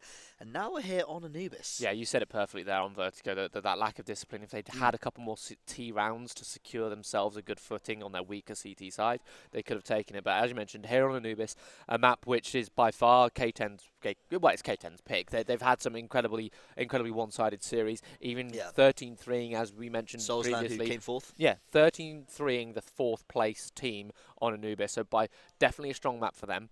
Now, listening to the veto, we know that Make-A-Wish, they chose CT side to start on this map. I can't help but feel, though, if K10 start on this T side, they're going to be able to dictate the pace of the play on their home map, and they're going to push and pull the rotations of Make-A-Wish, and it's going to be hard for them to hide their weak links on their CT side of the map. And we already saw on Vertigo, their CT side weaker than their T side. I believe Anubis is going to be the same case here, as Anubis, even then, is a much more T-sided map than Vertigo. It's the most T-sided map in the pool. So seeing them start on the CT side, it's not looking promising here for Make-A-Wish. Yeah, and it's sort of do or die here as well. We are in a situation where, I mean, we saw in the veto earlier, this map very, very likely to go in the favour of K10. But even if an upset does occur, it'll be Nuke. We would then see Nuke again. It's an uphill battle from now on. They had to win their map pick, and even if they get the upset here, Nuke is going to be an incredibly difficult fight for the LVN roster. And I mean, you were saying they've got the blessing of coming second. They might be about to lose that second place streak here at Epic LAN 40. Yeah, the curse for LVN might be broken, but not the way he wants. Not the Coming way he third wants place it. instead of making it to first. Yeah, no, it's going to be an absolute banger of a series, I hope, especially on the second half. I think if on the second half, if on the T side, Make-A-Wish can have their individuals pop off, have Vacancy start hitting some disgusting shots and tear apart the bomb site, catch a couple of these lesser experienced players on K10 overextending, catch them off guard, maybe out of setup, then Vacancy can definitely abuse that, capitalise on that, find them a couple more rounds on their T side, but they've got to get there first. They've got to make it through their CT Maybe side they just first. need a little bit of discipline in those post plants, but also when they're taking the site, they do not need to overextend into this K10 lock, because Big Un will punish you. And unfortunately, when Big Un's fragging like this, you cannot give him these opportunities, and we him as well. I have to be honest, Big Un is by far the player I'm most impressed with this entire event. Seeing him, I remember seeing him in the deathmatch servers when I was near the top of the UK scene. I remember seeing him in deathmatch servers, and he caught my eye. I was like, this guy's having the KD, hitting the shots of someone you'd expect to be at that main level. And he was only in an open team at the time, but he's made his way here. He's been picked up, been scouted by K10 as a replacement for 360, who he himself got poached, who's still coming into sub back into the lineup. It's a bit of a complicated story. It's a complicated story, but we are going to be kicking it off with Anubis in a second, live with the pistol round just in a moment. Now we come into that pistol round. It's going to be, as we mentioned, Make-A-Wish on CT side. Going to have the Kevlar start to be bought on up. We've got 3 pieces so far for them. 2 flashes bought from Zyrene and a kit, dropping over the flashes to Zy. 4 pieces of Kevlar for them. 4 pieces of Kevlar also for K10. With a smoke and a molly brought over and dropped over. Looks like they're barreling all 5 players in towards middle. Actually, make that 4, make that 3. Smoke in towards house. Only side to see a window drop, and we are, but Vacancy. The flash is perfect. It stops them from getting through that hole, and Vacancy lines up at 3. We mentioned his heroics. He needs to step up if Make-A-Wish wants to take this, and a triple kill to kick off the pist round is the perfect way to do it. LVN finds a 4th, and is now Alvainzo left alone versus 3. You were saying Vacancy hits some disgusting shots. He's already done it. 1 round in. And maybe Make-A-Wish, maybe it's not as dire for them as we think it is. Yeah, it's definitely the start they needed, as we mentioned. I'm not looking hopeful for that CT side. So if they can get themselves off to a good start, then maybe they can give themselves a good enough springboard in the second half. Bainzo lurking has found and isolated that duel versus Zyrene. Now a 1 versus 2. Bomb not quite retrievable just yet. Make-A-Wish, Zy and Egret going to be happy to just remain in the setup towards mid, playing Overwatch, covering that bomb. they're playing the wrong game. Overwatch, that's a completely different title, Timo. No, yeah, these two players, and also from this position, they can very easily rotate to wherever this bomb does go down. And obviously, Vayner finding that pick there does open up the potential for if this bomb can be collected, which is going to be... It's a difficult situation. It's difficult, but if he can potentially collect it and drop down... It is a pistol round, so if he can just land those headshots, it's going to be good, but the double swing comes out. Perfect. Zai, lovely headshot. Make-A-Wish take that round. And that flash was what set Vacancy up perfectly there. Because the T's were completely blind, they couldn't find that narrow choke point, that narrow window to fit through. They end up walking into the wall. They all line up. Vacancy can just click them down. Triple kill for him. Get them off to a good start. And now, no bomb plant. K10, they're going to go for an eco. Single deagle ball up for Adam JC. See if he can find an opening pick with that. On the other side, Make-A-Wish, they've got 3 M4A1Ss, 2 MP9s, plenty of utility to block the choke points here. Now a Glock versus an MP9 on a long-range fight. That's probably no one going to die too quickly out of that. And actually takes the ding there. Yep. On the push ball. But he's actually picked off straight away. JC coming through with the deagle. Mowing him down though, as that's 2, 3 kill, potentially William. Final response, but Vacancy's here. He's always there, gets the double kill, closes out the round. K10 shouldn't have even had a chance at that round with the 5 Glocks, but they sort of made something of it. Yeah, Zyrene making light work with that MP9 against those unarmored opponents. They do manage to find 2 kills, which K10... I mean, that you're going to be okay with 2 kills. It's reinvestments to come out, but it's not majority. Make-A-Wish, 3 players surviving. Those players don't have to reinvest. Majority of players still saving their weapons. Second round on the board for Make-A-Wish. We've got a technical pause coming out. Biggin seems to have dropped from the server. Hopefully we'll get that resolved as soon as possible. K10 have the funds. They're going to go for a buy. Make-A-Wish, they themselves, they've got just an equal, if not better buy. Those 3 players who survived saved those M4s. The other 2 who dropped can purchase. Zyrene, again, farmed some cash for that MP9. Going to afford an M4 of his own. Full utility, 2 kits in play. If there was going to be any rifle round that I would say Make-A-Wish needs to win here on this map, it's going to be this one. Yeah. If they can establish this round here, gives them the economy, shuts down K10, they should get 2 off of it. The economy, again, it's enough for 1 buy here, depending upon if K10 want to get out all their utility. If Make-A-Wish can clean slate K10, knock them all out of this round, take all the guns out of their hands, they won't be on a buy next round, and that would start Make-A-Wish off with a 4-0 lead here on the city side. That's a big enough lead that even though we've got our concerns here about Anubis, they will be able to just exert a little bit more pressure here from their CT side, and the threat of them getting too many rounds may be a bit of an issue for K10. I can hear, I've just been hearing Vacancy screaming for the last 5 seconds going, Adam, Adam, Adam, waiting for Adam to respond and then screaming, you're... Obviously, I can't repeat it on stream, but it's saying that he's trash. It's like, welcome to LAN. Bear in mind, these 2 teams are basically sat right behind each other. There's 1 row between them. That's there's 1 row between them. So definitely, each team can hear one another when they're shouting. K10 with his weapons going 3 players outside towards B, seeing if they can find an opening pick. Again, the feature of the Anubis is that there's no map control for the CTs to actually work, to actually defend. It's just those sites, really, except for the middle. Smoke being deployed, going to block those sight lines. No picks going to be found for K10. They've burnt a HE to try and disperse the smoke, find an opening, but it's not going to find any success. Map control yet to be worked towards middle. K10 still posturing towards this B site, hoping that something's given up. 2 players for Make-A-Wish, grouped up towards A main. They're in a 2-1-2 setup. Actually, them going to be happy with it, but the molly is perfect. It flushes out Zyrene from jail and they catch him off guard. In the meantime, Biggin wins the 1 versus 1 duel against Vacancy. Zai finds that trade due to that double setup. 4 versus 3. It's only a 1-man advantage for K10. Now that they know they've got this advantage, they're going to start abusing middle. Abuse that rotation position, find their way into the cracks, and slip their way onto a bomb site. You reckon moving in towards middle. There are 2 players here that are currently hiding behind that wall. That is, of course, going to be JC and William here. Zai as well towards that camera position. And it's all just a bit of slow pace for now. Quiet.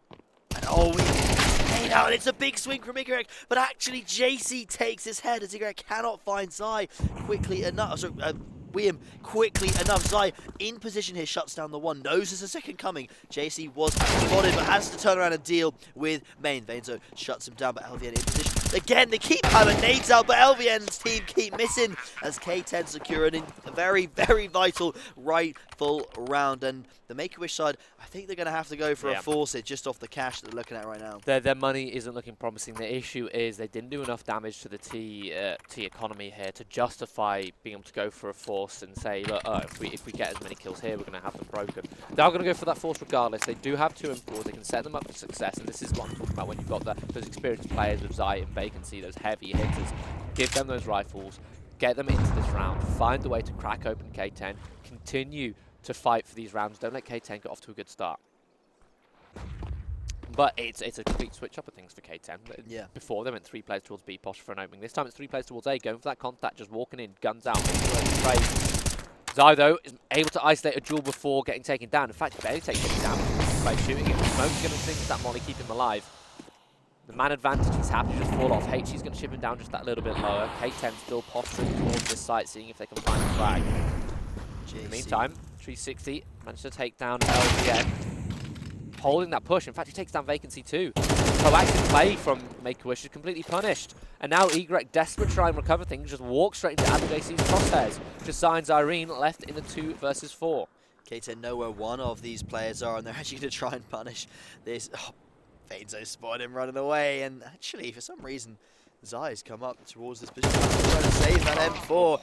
Probably not going to happen here as all the K10 players here on B. Make-A-Wish. You've got to make a decision. Do they keep that M4, or do they opt to try 3 Tree and JC on RHB, low enough that something could be made of this, but there's no kits that I can see, and only half armor as well on Zai, but it's worth saving. Definitely that half armor, worth saving the full armor on Zyrene, and even the 5.7, it all counts in the and I'm pretty sure there should be a rifle recoverable over towards that A side, so they can save 2 weapons, and if they save 2 weapons, they can give this another shot. They can go for an eco, they could go for the exact same buy, have 2 rifles, the rest of the players on pistols, while still saving enough money to go for the buy next round, or if they wanted, they could force it around the saved rifles. It's up to them. It's a difficult decision, but Zyrene should go to that A side, find a rifle. I'm not sure where he's going now. Is he trying to find a rifle towards middle? Zyrene, there's rifles on A. He could have picked one of them up. That might be a little bit of a mistake. Bit of an oversight. Now they've only got 1 M4 to work with. Still better than nothing, still better than just pistols, but they looks like they're going to be going for that eco. Set Zai up, see if you can find a frag, see if you can find an opening, see if you can crack open this K10 default. Perhaps they were worried that those rifles were being covered because there were 3 K10 players alive, but they should have had a timing at least to go and check just that pistol. But maybe they really, really wanted that armor coming into this round. I don't know. Boost coming on out, and again, the T's playing a default, playing it safe. JC ready for any kind of aggression coming out of this connector smoke. They're just holding, see if Make-A-Wish make the first move, see if you can punish any over-aggression, any information plays. Zai would spot him. Yeah, the first player to make an information play is Zai being flashed in towards B main, but no players lying in wait to be flashed. I think the flash is going to be heard though, so K10, they're going to know. They're going to know that this push came in, and they're going to react accordingly. JC punishes Zai's peek towards Cave, getting more information. That's the M4 being removed, and now they can just trade out onto this B bomb site. Not a single frag found for Make-A-Wish. The Molly's going along out the rotation.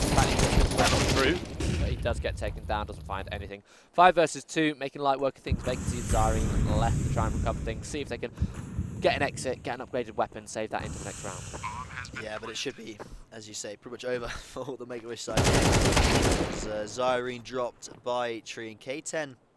Though they had a bit of a stumble in those first 2 rounds where the Make-A-Wish roster managed to beat them on the pistol, take that second round as well, and then they lost that very key rifle round. K10 started to make short work of the CTs now on their T side, winning the last 3 in a row with no sign of stopping, and the threat with Vacancy should get finished off here. Oh, actually, Vacancy managed to find the kill, but the threat of allowing these T's to chain these 3 rounds together before it starts to look at that economy. 4 grand at least on all those players, up to 5 and 6, and almost 7k on Big N there. Sorry, I was letting out a little laugh there because I heard Vacancy laughing as soon as he got that kill on G60, getting that frag. Been a little bit of the psychological game. They are 1 map down, and now they're 1 round down here on the second map. Buy going to come on out for Make-A-Wish. What feels like the first time in 3 rounds. We've got the 4 M4s and MP9 on Zyrene. Going to be a little bit more of a passive setup, not contesting B middle control, nor B main control, nor A main in fact. Make-A-Wish playing quite passive at the back of their defense. K10 posturing towards the cave, trying to find some control there. Elvin's going to blow into the smoke. And JC lying in wait with his crosshair, doesn't land the shot. Lovely HE out from Vacancy. He's going to chunk down Adam JC to half HP. Forcing out that AWP. Igorek going for an information play, but there's no trade. He just ran out B main completely dry. There's no one behind him. And he just gets punished. That's a free frag for Make-A-Wish. Igorek gives away a pick. Elvian finds an equalizer, but is immediately traded by William. Now Make-A-Wish, they're having to battle from the back foot. Vacancy looking to try if he can find that smoke, but William lying in wait. Perfectly disciplined play. He finds that frag towards Cave, decides to reset, knows that with the man advantage secured, Make-A-Wish probably going to try and equalize things, try and get things back going their way. So he just sits away from the next possibility. Biggins messed up a volley there. Doesn't matter. K10 still with the 2-man advantage and a little bit of utility left over there on William. Make-A-Wish going for this B stack. It's a 2 versus 4. The chances of them finding an equalizer are not likely. They're going to put all the eggs in one basket. Worst case scenario, they can save these weapons if K10 go towards A. And that's looking likely to be what's happening. Vainzo is staying in towards middle, so he's close. He could find some, try and hunt down these weapons if he wants. Looks like Zyrene is going to be going in towards the cave to see if he can pick up an M4. Would like to see him try and do that. Actually, no, he's going to pick up the AWP. That's going to be the AWP. That's actually pretty good. Yeah, that's significant. Really big. If they can get that out, allows them to challenge mid. And that'd be the first AWP in play for the CTs. Yeah, here that was Make-A-Wish. JC's that was picked up. So the CTs, although they came into this round with just the rifles, they'll be leaving it with at least an AWP. Though no round win for them as K10 takes 4. That can really change the game here for Make-A-Wish. The AWP is really impactful on that CT side of Anubis. In fact, it's borderline pivotal, I'd say, especially for Igorek. He's a player who is very inexperienced, and you can see just there, pushing with no trade potential, not set up in any way for the trades, not set up for his teammates, goes down completely for free. The risk-reward, the risk is just way too high for such little reward. But with an AWP, he seems a little bit more comfortable going for those picks, going for those spawn-based plays to set up Make-A-Wish to have an advantage early on in the rounds, which he can't really do with a rifle. Yeah, and we're going to see Igorek probably taking that over towards B from the way he was looking. JC has rebought the AWP, so it's going to be a battle of the AWPers over here towards B, and as Igorek's heading towards that dark position. And actually, no, peeking out there, and it's already 2 players have crossed the screen. Spotted 1. That's like a shot, but it's not a confirmed kill. The Eagle shot through the smoke of all things from LVN. Takes down 360. The HE is going to off Zyrene, though. 4 versus 4. All things equal. Got an M4 on Zai, AWP still in play for Igorek, so they can still use these upgraded weapons to take these duels. Decide where they want to take the fights, and they're going to take that AWP over towards Cave, post up towards the canal. It's a really strong position for that AWP, a long sight line, a lot of information to be gathered off the back of it.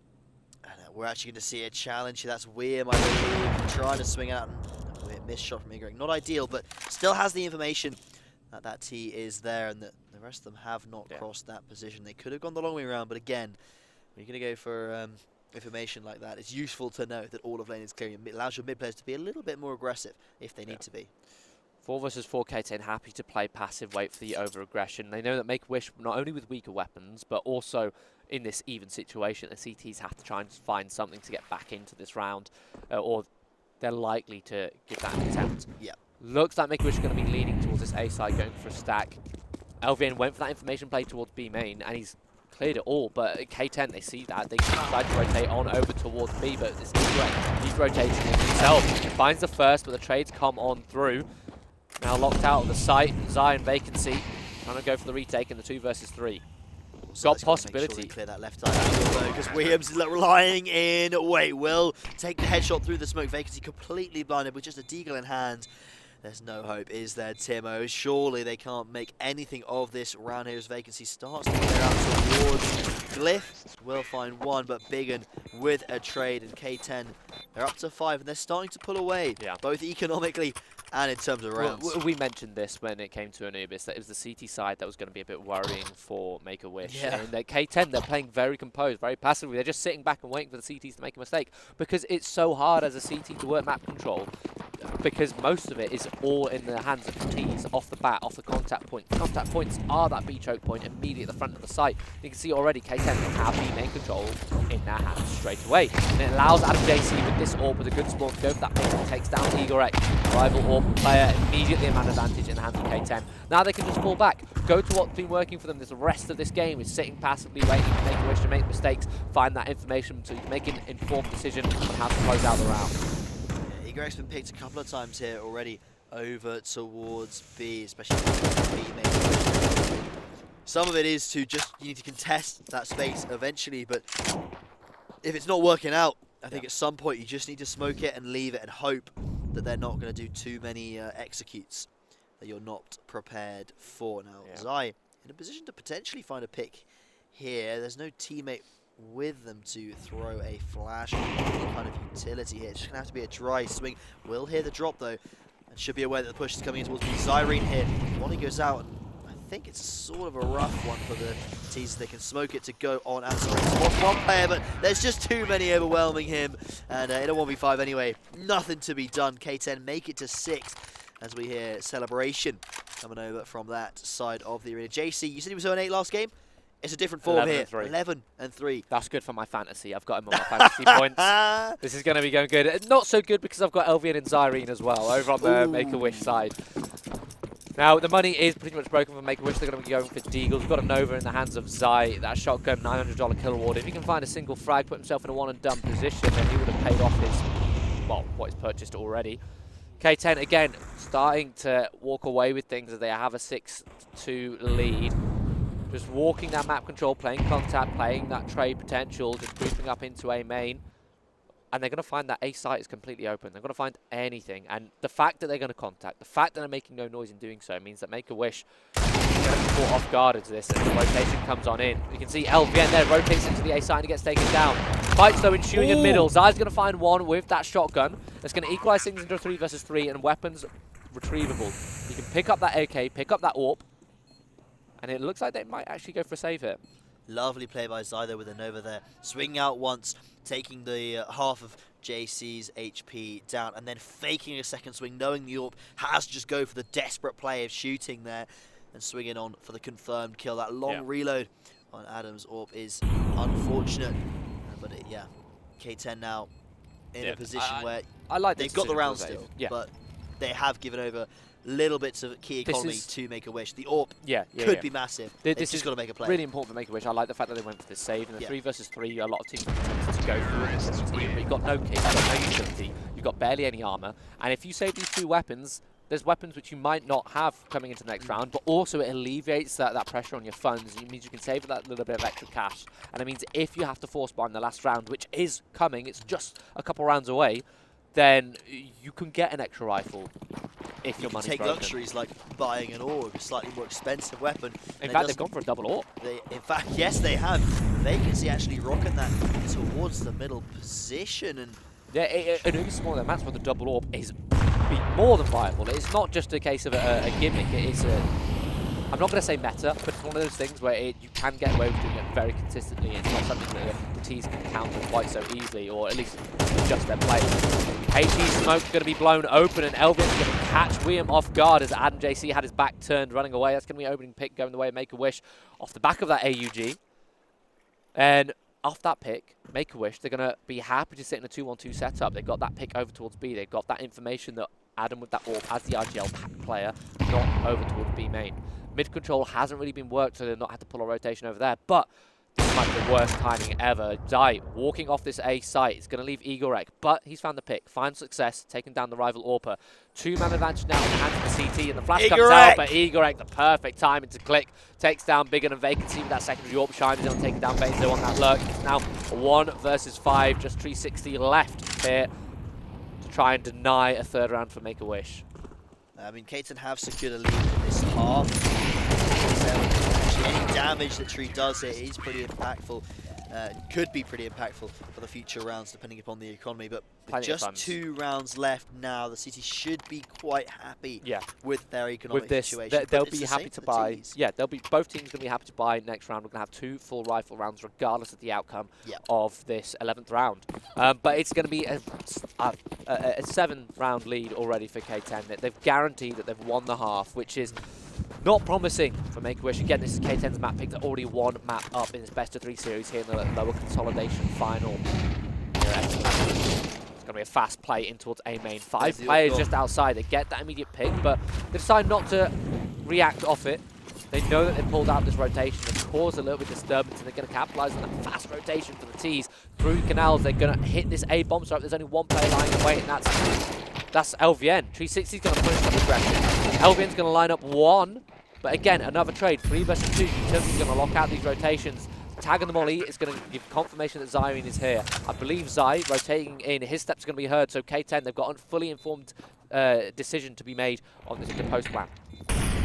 Molly actually going to block off. There you go. It's the consequence of knowing exactly where they are. They can just say, okay, they're coming from these 2 locations. We can just dump our utility here, block them out, force them to go for a save. And the thing is, they have the money. Yeah. They have the money to go for it. They can go for it if they want, but the fact that they've been completely locked out, not going to, they're going to go for a save just to guarantee that they can buy. It will also mean that they can potentially pick up a second, or which maybe they wouldn't quite have the cash for to also get utility. It's a case of doing the mental maths on the spot. They might think, oh, just in case, we can't be confident maths now, but just in case, we'll save. Yeah, and in the 2v3 situation there, when you're locked out by so much utility, they've still got more utility to go, and you've got time ticking down. There isn't much that you can potentially get. And let's see, do they opt for that double op setup again? It doesn't look like they, unless it's dropped on the ground, potentially we can't really see at the moment. But yeah, 8 rounds for K10 on T side. Yeah. Do you think that Make-A-Wish can make a comeback from that? Because it just doesn't look like it's going to be possible. I genuinely don't think they can. It'll take some heroics from individuals stepping up, which is demolishing the server. We haven't we haven't seen it on the CT side at all, to be honest, other than that pistol round from Vacancy. If you can hit some shots. But coming into this final round, it's going to be an A execute for K10. The trade's going to come on Alba. Make-A-Wish stacked here with 3 players. Jumping through the smoke veins is going to equalize things. But jumping up on the ledge, 360 doesn't have that accuracy. It's just Adam JC in the 1 versus 3. Make-A-Wish are going to get that 4th round. It's going to be an 8-4. 4 rounds is workable. It's possible for them to do something with, but it's going to be hard. It's going to be difficult. Those individual heroics need to come out because at the moment, Make-A-Wish, there wasn't anything super special. They don't quite have that coordination. Being a mixed team, you've also got the inexperience on both Zyrene and Igor. Individually, they're not going to have the fundamentals unless they're sort of their hands are going to be held. So it's going to rely heavily on the likes of Vacancy and Zy. Even LVN, if they can get the multi-frags, if they can crack open middle, if they can crack open these bomb sites, then yes, Make-A-Wish have a chance to take us to a 3rd. We're going to come into the pistol round. It's going to be fast. Make-A-Wish going for a copy of the exact same strat that K10 went for. Jumping through middle, through that window, but they're going to be lying in wait when Big is going to mow him down. He's going to find 2. God. Trades do come in. It's just a 1-man advantage for K10. Adam JC in a prime position to find one and fall off. If he can do that, then he can set up this post back. It's going to isolate that 1 versus 1 duel whilst the plant is going down. But K10, they're happy to forfeit this plant, forfeit the bomb, go for a retake. Do you see exactly where Zy has managed to sneak into with those Julies? Needs to rule out at least 1 or 2 of these players. It's not going to happen. Those headshots hard to find with the inaccuracy. Those Julies do have K10 picking up an incredibly crucial round. They're taking themselves to 9 and Make-A-Wish. I feel like their play here, because they've got the bomb plant, they have to force. They need to get some momentum. Even if they go for the plant, it's meta nowadays for some T-pist rounds to just, rather than going for the round win, prioritize getting the bomb plant. The round win can come second. But at the same time, on the flip side of things for the CTs, it's the round win. They don't care if the Ts get the bomb plant. They need that they need that economy. And if they risk denying the bomb plant, they could lose the round. They want to prioritize securing a round win so that they have that economy. 9-4, they do have a 5-round lead and plenty of weapons. Zyrene's going to go fast and just walk in through B main to see if we can find an opening, cause some chaos, and cause a rotation. I can see the idea coming to this one. Send him in with that MP9, find some chaos to weaken this A-bomb site, cause a rotation. But the spacing is just not there. Egorex, there's no one behind Egorex whatsoever to go for the trade, and instead, the multi-frags have come on. There is trades back and forth. 3 versus 2. Bob yet to be found. Through the smoke. It's another 1-for-1 trade. It's just Vacancy left in that 1v2. Let's see if he can step up with the heroics. It's a 1v2. It's a situation he's probably been in many, many times before as one of those touted as one of the top players of this roster. Why this roster, this mix coming into Epic was considered a top 4 team. They are fighting now for a top 2 spot, and a lot of it comes from the firepower of this man. Again, finding a little bit of damage, but will not find any more than that. K10 break double digits, and if we think back to the previous map, they are already 1-0 in this series. Potentially not a lot of time left before we see K10 in the finals. Could be just 3 rounds left. Yeah, they've only got 3 rounds to win, so that's 3 rounds that Make-A-Wish have afford to give away. And yeah, they're going for pretty much a half buy. They've got Tech9's upgraded armor, saving enough cash to go for a buy next round, but Vainzo going for that wide swing takes down Zyrene. Double peek towards Cave. It's a free way to get out that opening. 3 players now lined up outside this B bomb site. 360 looks like he's going to pop the shoulder out. He's going to start spraying out the corner. He's going to make light work of things. He's going to find the trade. In fact, Egret's going to find one of his own. Both 360 and Big and fall prey. Rio doesn't come in for Vainzo. He doesn't whip out the M4 in time after reloading. And that's going to be a one-man advantage for Make-A-Wish. They're going to upset here, just on pistols. Upgraded armor. Well, they may upset because, of course, JC and William in position to retake. We've seen the arse plants go terribly, terribly wrong for Make-A-Wish This is a change, though. They've decided to play completely for that bomb, completely for the post plant, not try and deny the presence for K10. But K10, they know this. They're going to be walking in onto the site. This is smart from JC, but might get caught out. Flash goes wide, doesn't get anybody, and Egret finishes off that round. Make-A-Wish with a very, very important round 5 for them. That could have been... Yeah. I mean, it looked like it was a gimme. It looked like K10 was going to be very comfortable in there. But now the economy this is the springboard they need. Like we mentioned, I think the T side is going to be a bit more favourable for Make-A-Wish compared to their CT side. And they've won and upset that round on upgraded pistols and armour. Yeah. And now they've done a lot of damage to K10. K10 coming into a force buy. They've managed to afford an M4A4. We are going for that Mag 7. And we've got 357s in play. So if they can find those fights with these upgraded weapons, then they can find an upset themselves. If not, then Make-A-Wish are going to tie things or get closer to tying things up and get themselves up to even a 7th round. I mean, it's always scary seeing a Mag 7 in that aiming position. Yeah. It is frighteningly effective at that close kind of range. And it doesn't look like Egret's making any moves to go towards that now. And oh no, this is huge for Make-A-Wish. Yeah. They're actually making some pressure towards this mid position, and they're going to But fight. the thing is, it's quiet. damn open. There's no utility being thrown for them in the middle. Only just now have they made noise by dropping that smoke, but they already have mid-control in their hand. Due to going for contact on that body system, they can afford to say, look, we're just going to trade out. Mid-control is theirs. They're going to start working for A main control. If they have both, they can split. It's all about this A main defense. William doesn't find anything with Jason. Does find his trade, but he's isolated on that side. He's split. He's got to split the fight. And Vacancy holding down the rotations punishes the 2 players trying to push through the smoke. It's just Vainzo left in the 1 versus 4. Bomb going to go down. Nothing Vainzo can do at all really here. May be able to pick up. There we go. A4 secured, and that's all he wants out of this strat. He wants to get the hell out of Dodge. He needs to but the Make-A-Wish players, they are hunting, as you can see. One player here towards the TT spawn. It's a good silver lining for Vainzo to have to save this M4, because as we mentioned, their economy is broken. They would be on pistols otherwise. Now, yes, the rest of the players will be on pistols, but they'll have this M4. They'll have this X factor, something to get them into this round, something to find openings. There's something to be done. Exactly, there's something to be done. You can find a way to get openings, whether it's a boost, whether it's a proactive play. Set this M4 up to find some openings. Try and get yourself a snowball, turn that into an avalanche. I think, you talk about the snowball there, I think also just having that rifle gives you a little bit of just a mental boost. That idea that, no, we have got a chance this round. When you've got the pistols, it sometimes feels like absolute desperation. Like some people with the pistols, they'll just run into it like, yeah, this round is lost anyway. I'm just going to go for a 1 in 100 play. If it works out, I might win the round. But if it doesn't, chances are it's not going to work out though. But with this M4, you might play a little bit more, focused. Yeah, you might play a little bit more focused, a little bit more coordinated, knowing that you have this possibility, this hero on this M4 in Vainzo. Going to be grouping up 4 players in middle, including that M4. Going to be baited in by these pistols. Vainzo up close to flash, perfect. And actually, no, it doesn't blind them. And instead, 3 players fall with a quick succession. The K10. Zai's going to make it a 4, and it's just Biggin left on this B bomb site, tucked in towards the plateau.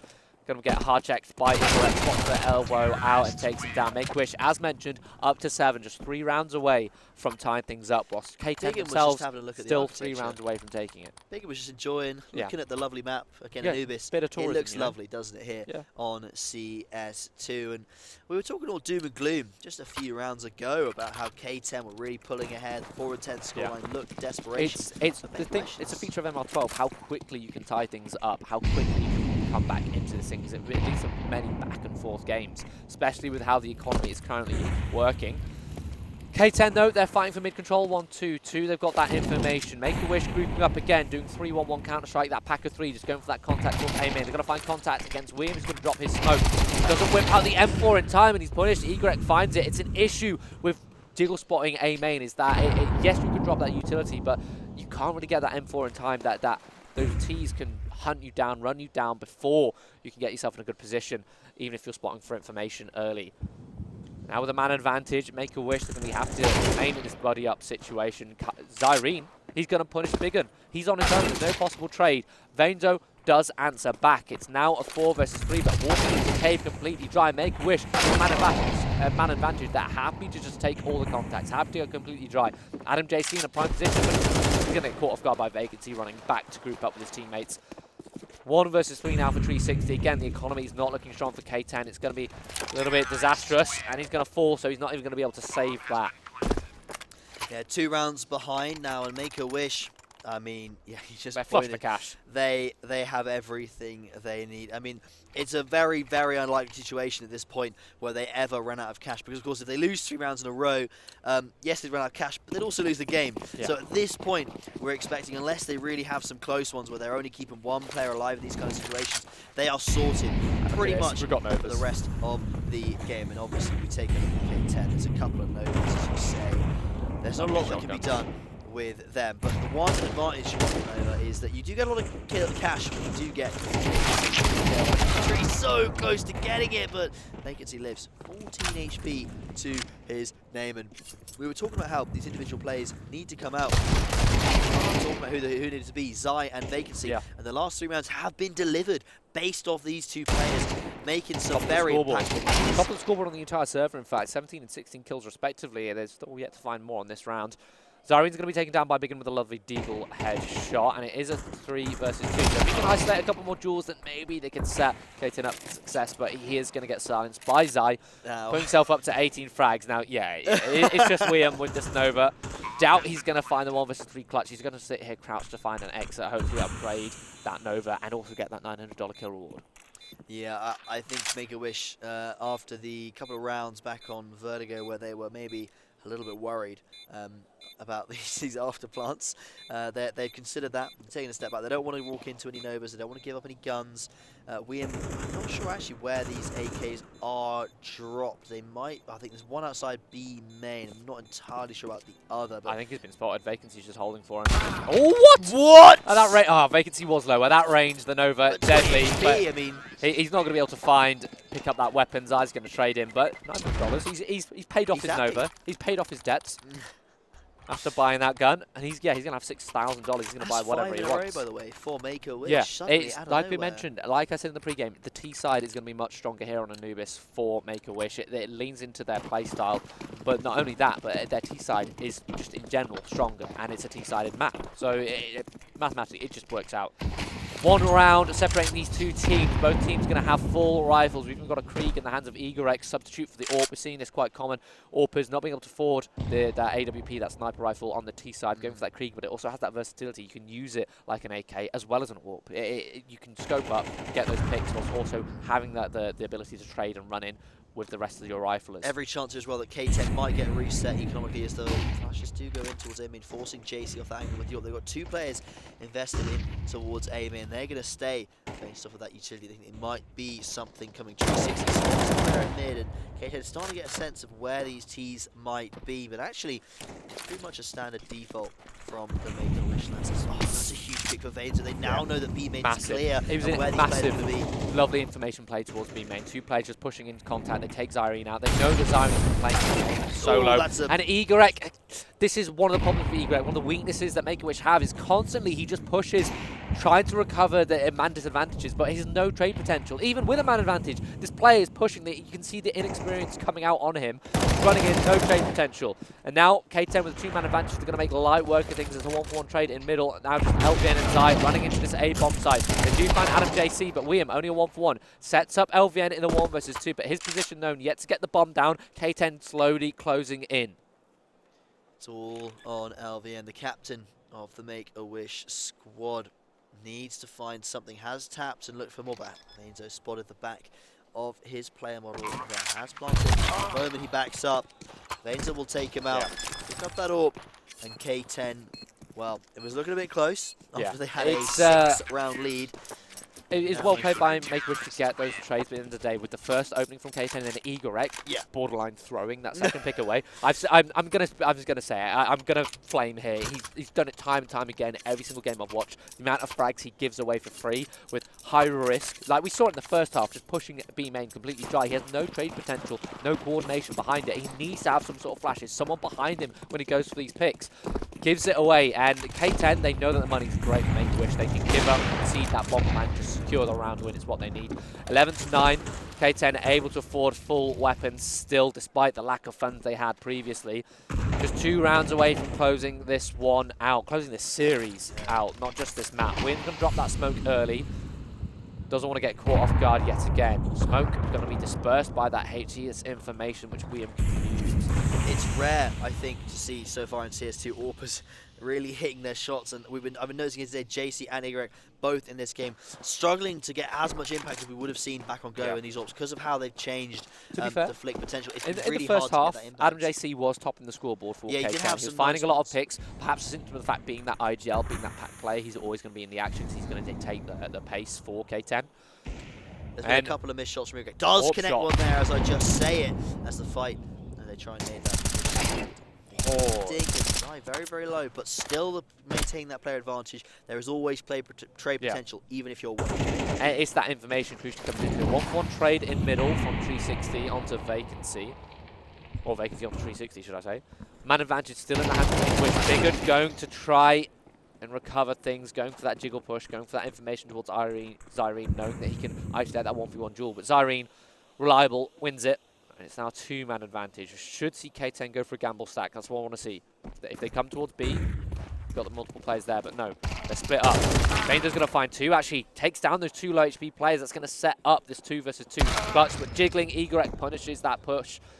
Lovely shot from him. It's just Adam JC now left in that 1 versus 2. If he was there to support, maybe we could see this round go the other way. One player in towards B main. The other in dark. And now Adam has got an AWP in hand. Doesn't lean... Well, it's not the best gun for a situation like this. Yeah, may have been heard by Igorek there with the scope. The flash as well will definitely give away what's going on here in Vacancy. Desperate to make sure they can get this trade. Pushes on out, and Igorek's ready for them. A good round, actually, just as we start to come on. Igorek making some plays that potentially through previous rounds. They find 3 here, push themselves up to those double digits, and with 3 rounds left of the half and the economy looking pretty good now to Make-A-Wish. This is a difficult situation. So K10, they could have tried to go for a force buy with the odd rifle here, but they would have risked letting Make-A-Wish catch up and even take onto map point here. Instead, they're going to go for this half buy, try and fight for what they have to try and challenge, but make sure that they can fight themselves on that point. We've got that Nova, as seen before, this time in the hands of 360 and towards middle. We've got a couple deagles and we've got an MP9 on Biggin. The MP9 playing a close position, so not too much of a downgrade off of an M4 really. Playing this close, the MP9 can really do some big damage. And being challenged quite heavily. The Nova's right here, and it can do so much work if they can just get this close fight. And 360's not been giving it just yet. The player will fall down. LVN worried that there might be something in that position that could screw him over, and they're going to start making their way towards this A main area, and the flash should be good. Actually, no, he doesn't even get away with it. Opening pick in the hands of Make-A-Wish after spending the first 40 seconds of this round playing passive, waiting for the pushes, playing reactively. Decide to make a move, find that opening pick. Now they're going to buddy up, play the team setup. Igorek scoped in, ready for this potential peak coming from Biggin, who's holding this off angle. This MP9, he might be able to succeed. But Igorek lands a shot despite taking a lot of damage. 2-man advantage now. Vainzo caught off guard, holding cave. Vacancy takes him down. It's now that 2 versus 5. The round looks like we're going to be tied up unless 360 can find some magic with this Nova. Nah, it's going to be a save. They've not even found a single weapon. Save the Kevlar, guarantee themselves some extra funds. If they save that Kevlar, they won't have to buy armor next round. It's actually $650. That could be the difference between an extra grenade. It's the difference between a Molotov or not, to be honest. Yeah, it's definitely worth saving in a situation like this where the end of the game is so pivotal and so close. 360 farming a little bit of cash. Yeah, that puts him up to 2,900. He can almost now certainly get a very good buy out. So he's not going to be too unhappy with losing his armor and his life. JC, though, hoping he can find a way to live through the remainder of this round. The bomb is going off for close to him.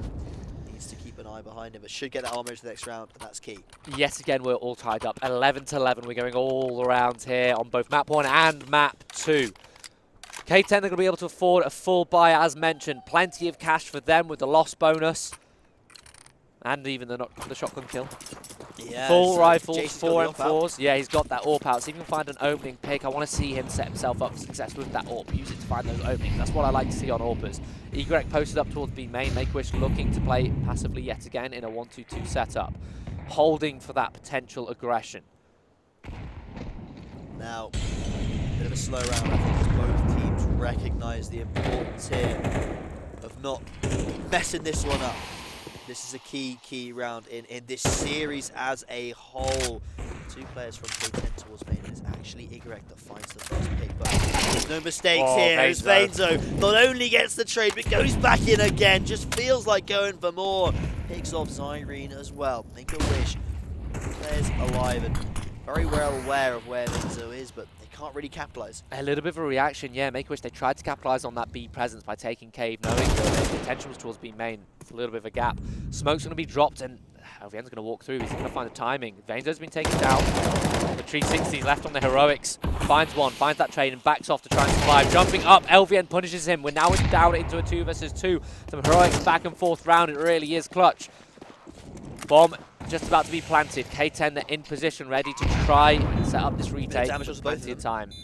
37 and 50. Oh, LVN swings a bit early, and that's William on for the kill. JC still has the AWP in hand, swings out, knows exactly where the player is, and William goes huge, finds that second kill for himself, finds that last kill for his team, and K10 push themselves up to match point. Now, the money's not good, Timo. The money is not good. It's not good at all. They're going to have a buy, but it's not ideal. Yeah, there was a perfect round there from K10. The proactive play towards B main. Vainzo, some heroics with that multi-kill, but in that 2v2, they played it perfectly. Adam JC had the AWP. He knows he's not able to trade, so he runs out with a pistol to get the information to set up William for that trade. Now, as you mentioned perfectly, the money isn't good because only 1 player survived, so they come into this round, they've got a couple compromises. Weak utility on 360, MP9 Biggin. Make-A-Wish still do have a chance to take us to overtime here. This is the round of the moment. If LVN's ever wanted to keep his second place curse alive, he's got to make this one work for himself. Again, proactive play for K10, this time towards A main. 2 players pushing in, but there's a lovely setup here for Make-A-Wish. The miss! Missed shot from Igorek. That could have been exactly what they needed to get them into this round to take us to overtime.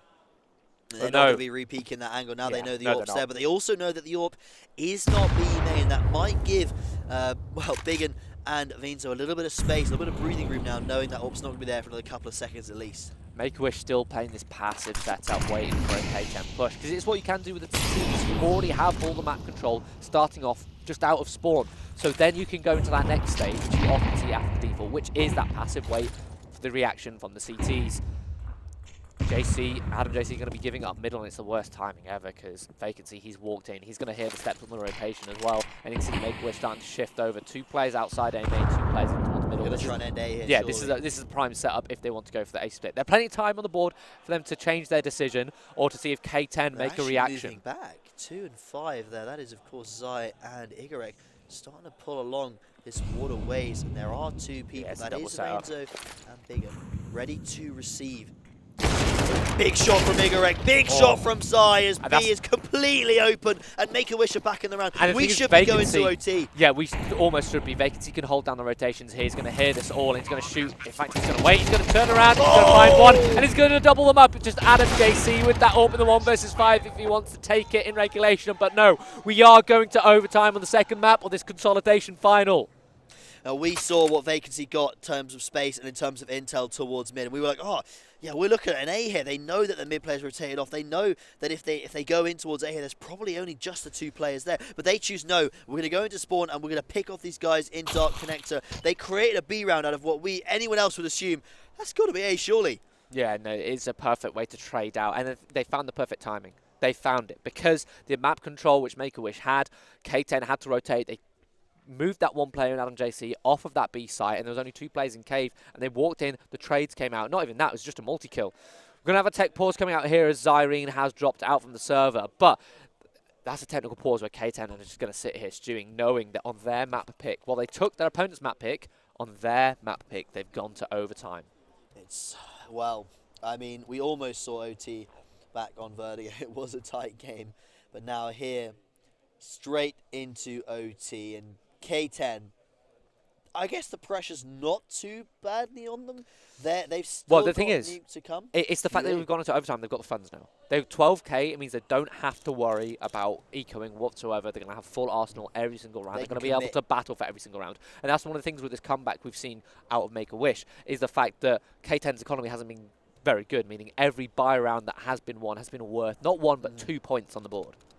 Yeah, and K10, they've got to be feeling that comfort behind them, that no matter what happens here, they're still going to another map, whereas LVN squad, this is do or die for them at this tournament. It is, that's true. And whilst the third placing wouldn't be too bad, LVN's very keen to at least get to that final. I am sure the rest of the players will share that opinion, and hopefully we can get Zyrene back in the server soon to get on towards OT. But yeah, just reflecting back on that last round, I mean, we were talking about how, you know, they needed something special to come out of this half, and Igorek whiffs that shot at the start, but it doesn't matter. The beautiful, beautiful timing that Vacancy gets, and maybe a little misplay from K10 leaving mid that early, you know? It's one of the, true, actually, that's a very good point. The fact that they didn't have mid, they didn't have that information, that rotation, it meant that fast rotation couldn't come on into the site, and the defense was playing a little bit more towards those extremities.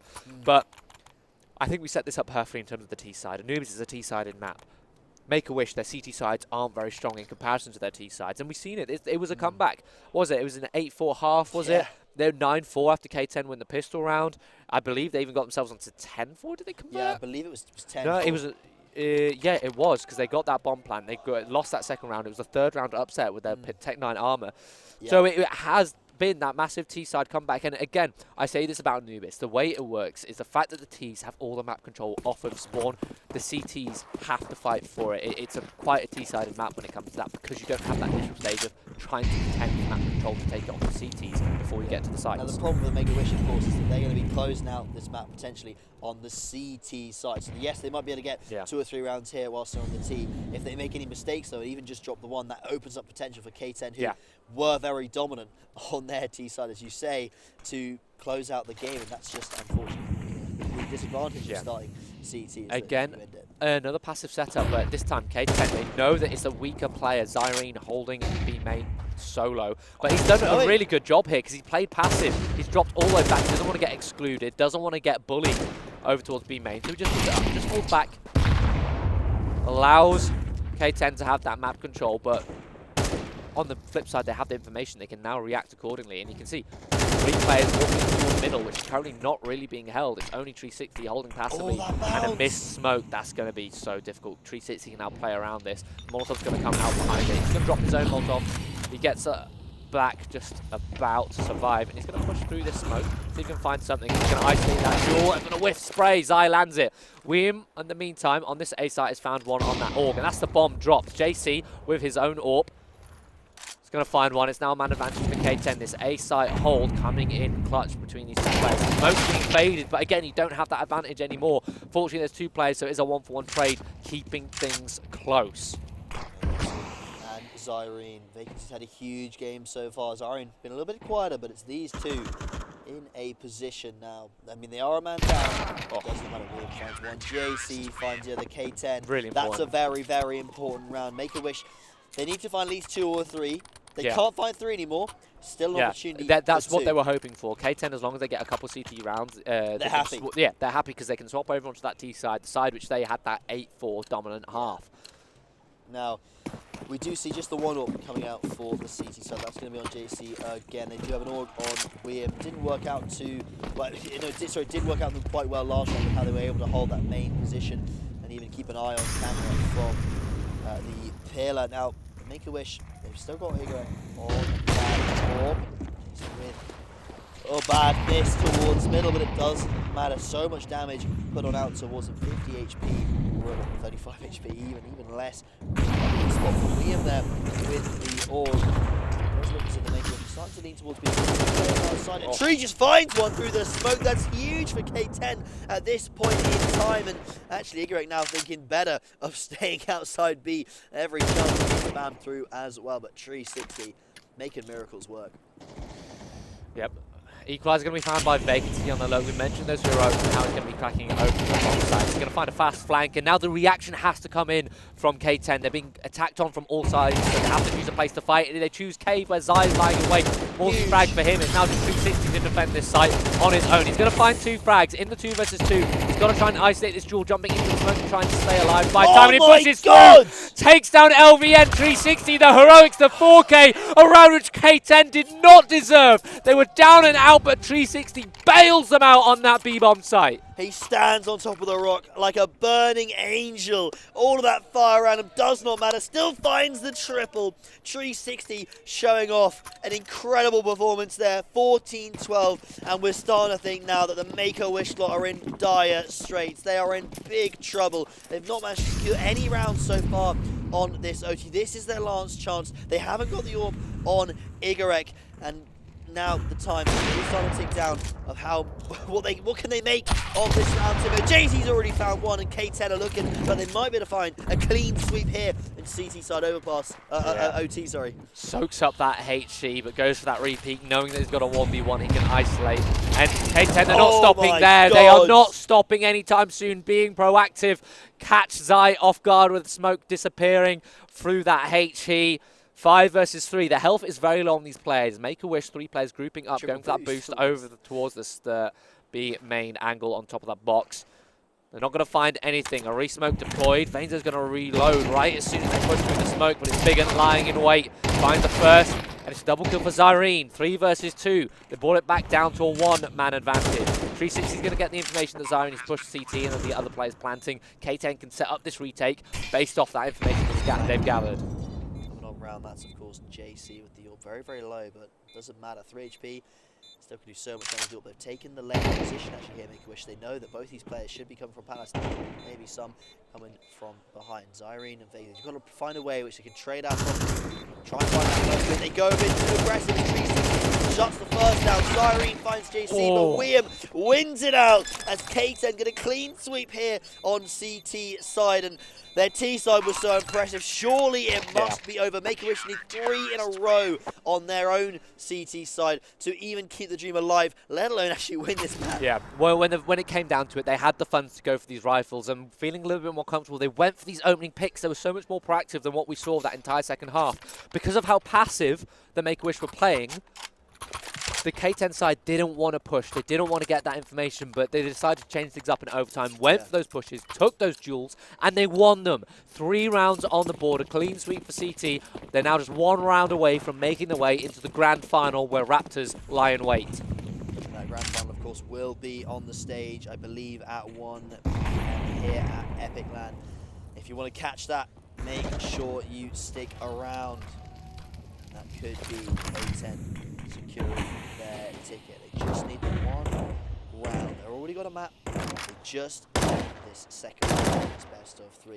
Playing against, you know, has put on a very good fight.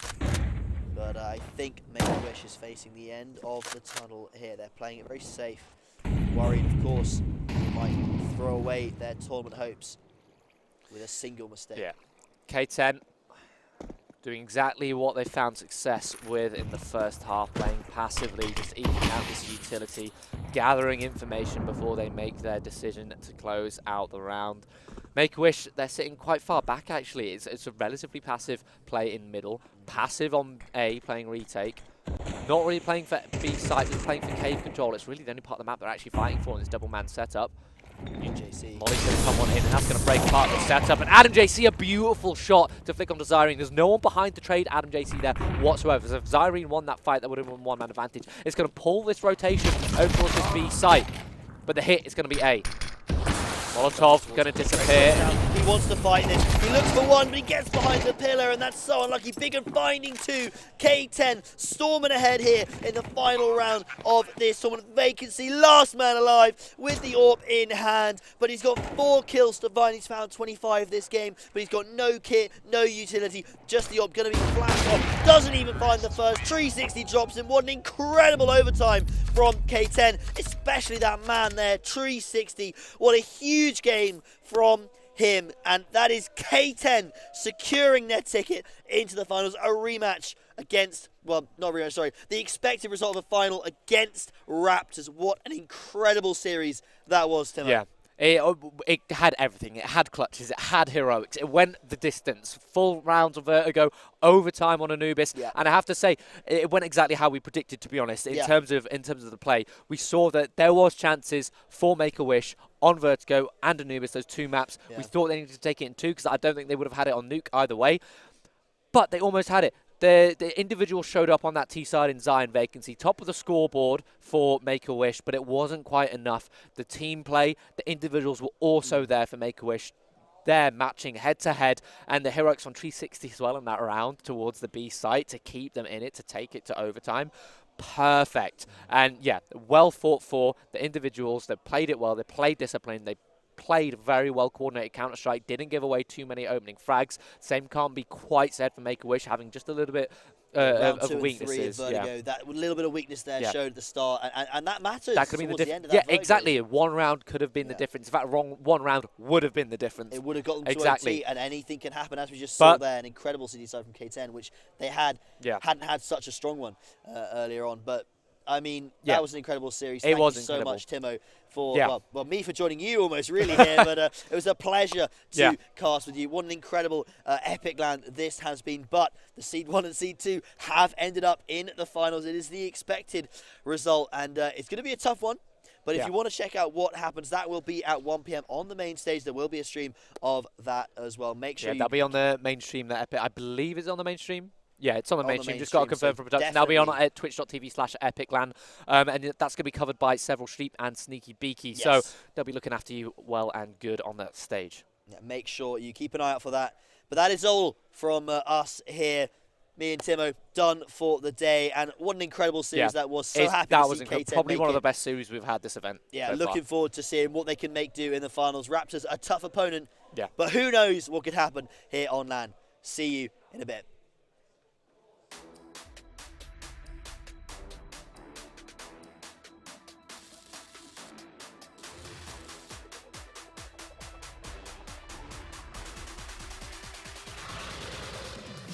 Hello, Overclockers. Welcome.